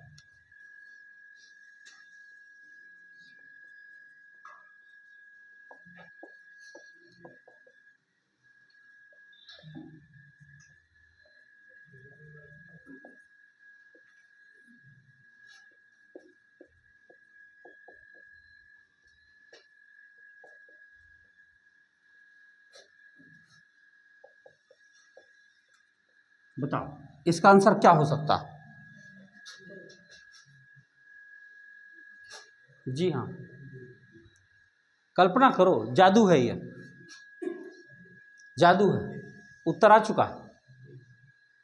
अब आप हमको बताइए कि एक सामान्य बच्चा जो इन फार्मूलों से परिचित नहीं है, वो जानते क्या कहेगा? वो लौट के आता हमसे बताता, क्या बताएं सर, आ तो रहा था, टाइम ही नहीं मिल पाया, टाइम ही नहीं मिल पाया। हम तुरंत समझ जाते काहे नहीं टाइम मिला, लगाने की कोशिश की हो गई, किसी की हिम्मत लगा देगा, हमारी खुद हिम्मत नहीं पड़ रही है। अगर हमसे कोई कह दे कि इसको जोड़ के वर्ग करो, फिर घटा के वर्ग करो, मैं ना करता भाई, नहीं करूँगा। अब दिमाग का दही बना ना, क्या नहीं करूँगा? तो कैसे उत्तर आ गया दो? आओ दिखाते, पूरा सवाल ध्यान से देखो। केवल 2 ही शब्दों का इस्तेमाल हुआ है, 7,698 और 3,429, यही सब जगह लिखा पड़ा। इसको हम ए मान ले रहे हैं, इसको बी मान ले रहे हैं। आओ दिखाते हैं। तो अगर हम ए और बी मान लें तो हम लिख पाएंगे ए प्लस बी का होल स्क्वायर प्लस ए माइनस बी का होल स्क्वायर, और नीचे लिखा हुआ है A square plus B square. बोलो है कि नहीं? इसी फॉर्मेट में तो लिखा। अब बताओ फार्मूला नंबर 3 के हिसाब से, अभी अपनी कॉपी देखो, 3 नंबर फार्मूले मैंने इसको लिखा है 2 ब्रैकेट में A square plus B square, और नीचे क्या लिखा है A square plus B square. तो भाई मेरे ये दोनों कट नहीं गया, तो खाली 2 ये तो बचा, काहे का लगा रहे? देख लीजिए, ये है फायदा कि अगर आप सवाल समझ गए तो इतना छोटा लिखना पड़ेगा। आओ दूसरा दिखाते हैं।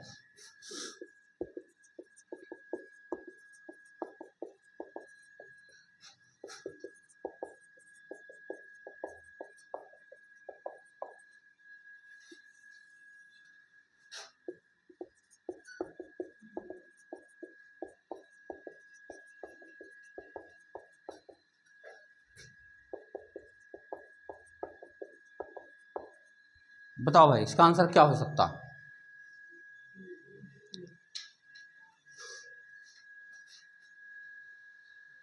जल्दी बताइए। गुड। 10। 10 कैसे? ध्यान से देखो, ध्यान से देखो, आप ऊपर जरा देखो। पूरे सवाल में पहले तो ये देखो दो ही प्रकार गिनती इस्तेमाल हुई है, एक तो 6.35, एक 3.65। इसको हम ए मान ले रहे, उसको बी मान ले रहे। ए गुणा ए गुणा ए क्यूब हुआ, और प्लस बी गुणा बी गुणा बी क्यूब हुआ। तो मैं लिख सकता हूँ ए क्यूब प्लस बी क्यूब, और नीचे क्या लिखा, ए गुणा ए स्क्वायर माइनस ए गुणा बी बी, और प्लस बी गुणा बी स्क्वायर लिख दिया। अब जरा बताओ फार्मूला नंबर 7 खोलो आप। 7 नंबर फार्मूला हमने लिखवाया है ए प्लस बी, ए क्यूब प्लस बी क्यूब खोला मैंने, एक ब्रैकेट में ए प्लस बी लिखा है और दूसरे में A square minus A B plus B square लिखा है, और नीचे क्या लिखा है, A square minus A B plus B square लिखा है। तो बताओ ये दोनों कट गए कि नहीं कट गए? अगर कट गए तो खाली ए प्लस बी आपको उत्तर है, ए प्लस बी है तो खाली यही जोड़ सकते हो आप। ये जोड़ोगे तो 10 आ जाएगा, और क्या आएगा? समझ पा रहे? अब सोचो कि अगर आपके पास फार्मूला ठीक से याद है तो कितना कम समय में आप इतना ज़बरदस्त सवाल का जवाब दे सकते हैं। और बताऊं, पूरा परीक्षा अगर 40 क्वेश्चन का है तो कल्पना करो आप, कम से कम 1 सवाल और अधिक से अधिक 3 सवाल, ये हर परीक्षा में आना ही आना। 1 सवाल कन्फर्म आना है, और ज़्यादा से ज़्यादा 3 आ सकता है। ये नहीं कहूँगा 100 सवाल ही आ जाएगा, 3 सवाल ज़्यादा से ज़्यादा आ सकता है। अच्छा एक बात बताओ, 3 सवाल अगर आप चुटकी बजा के हल कर दो, ऐसे आवे और चुटकी बजा दो उत्तर आ जाए, कॉन्फिडेंस कितना बढ़ जाएगा? हाँ, जहाँ 1 नंबर 10 नंबर से आदमी हारता है, कहाँ पर 3 सवाल आ जाए आपके पास, मजा आ जाए। और खाली करना क्या, कक्षा 6 से 8 तक का फार्मूला है बस, और हर बंदा पढ़ा है, इसमें कोई नई बात मैंने लिखा ही नहीं। एक और उदाहरण देता हूँ, हाँ ऊपर मिटा दूँ।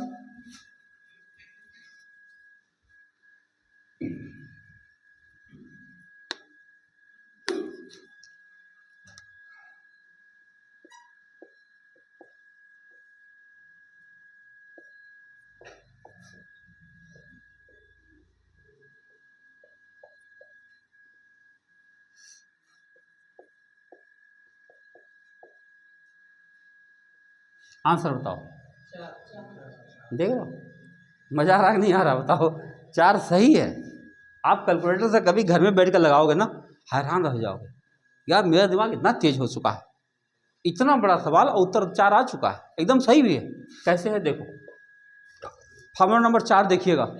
4 नंबर में लिखवा मैंने ए प्लस बी का होल स्क्वायर माइनस ए माइनस बी का होल स्क्वायर लिखवाया मैंने। ये देखो ए प्लस बी का होल स्क्वायर है और माइनस ए माइनस बी का होल स्क्वायर है, और नीचे मैंने ए बी लिख रखा है। इसके बदले हमारा आता है 4ab, बोलो आता कि नहीं? और नीचे हमने लिख रखा ए बी कट जाएगा, 4 बचा।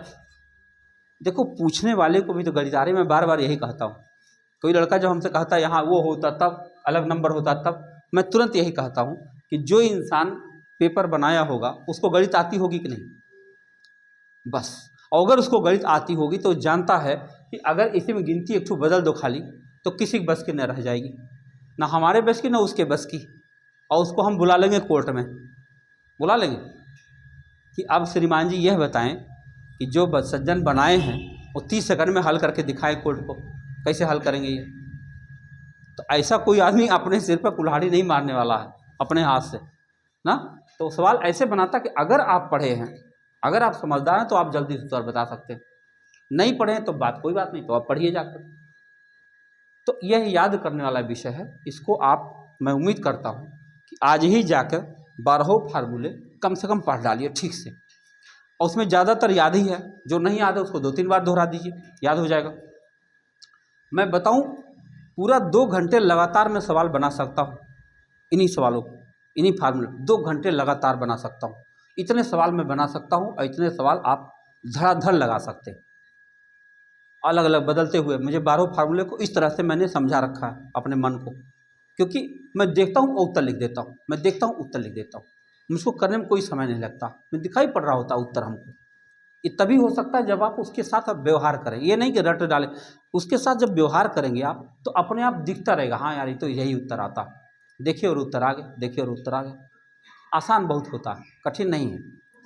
तो प्रयास हम लोगों ने शुरू कर दिया। आज हमारी दूसरी क्लास थी, अब ये तीसरी चौथी है ना, आज की क्लास ओवर हो रही है, इसको बंद करूँ पहले।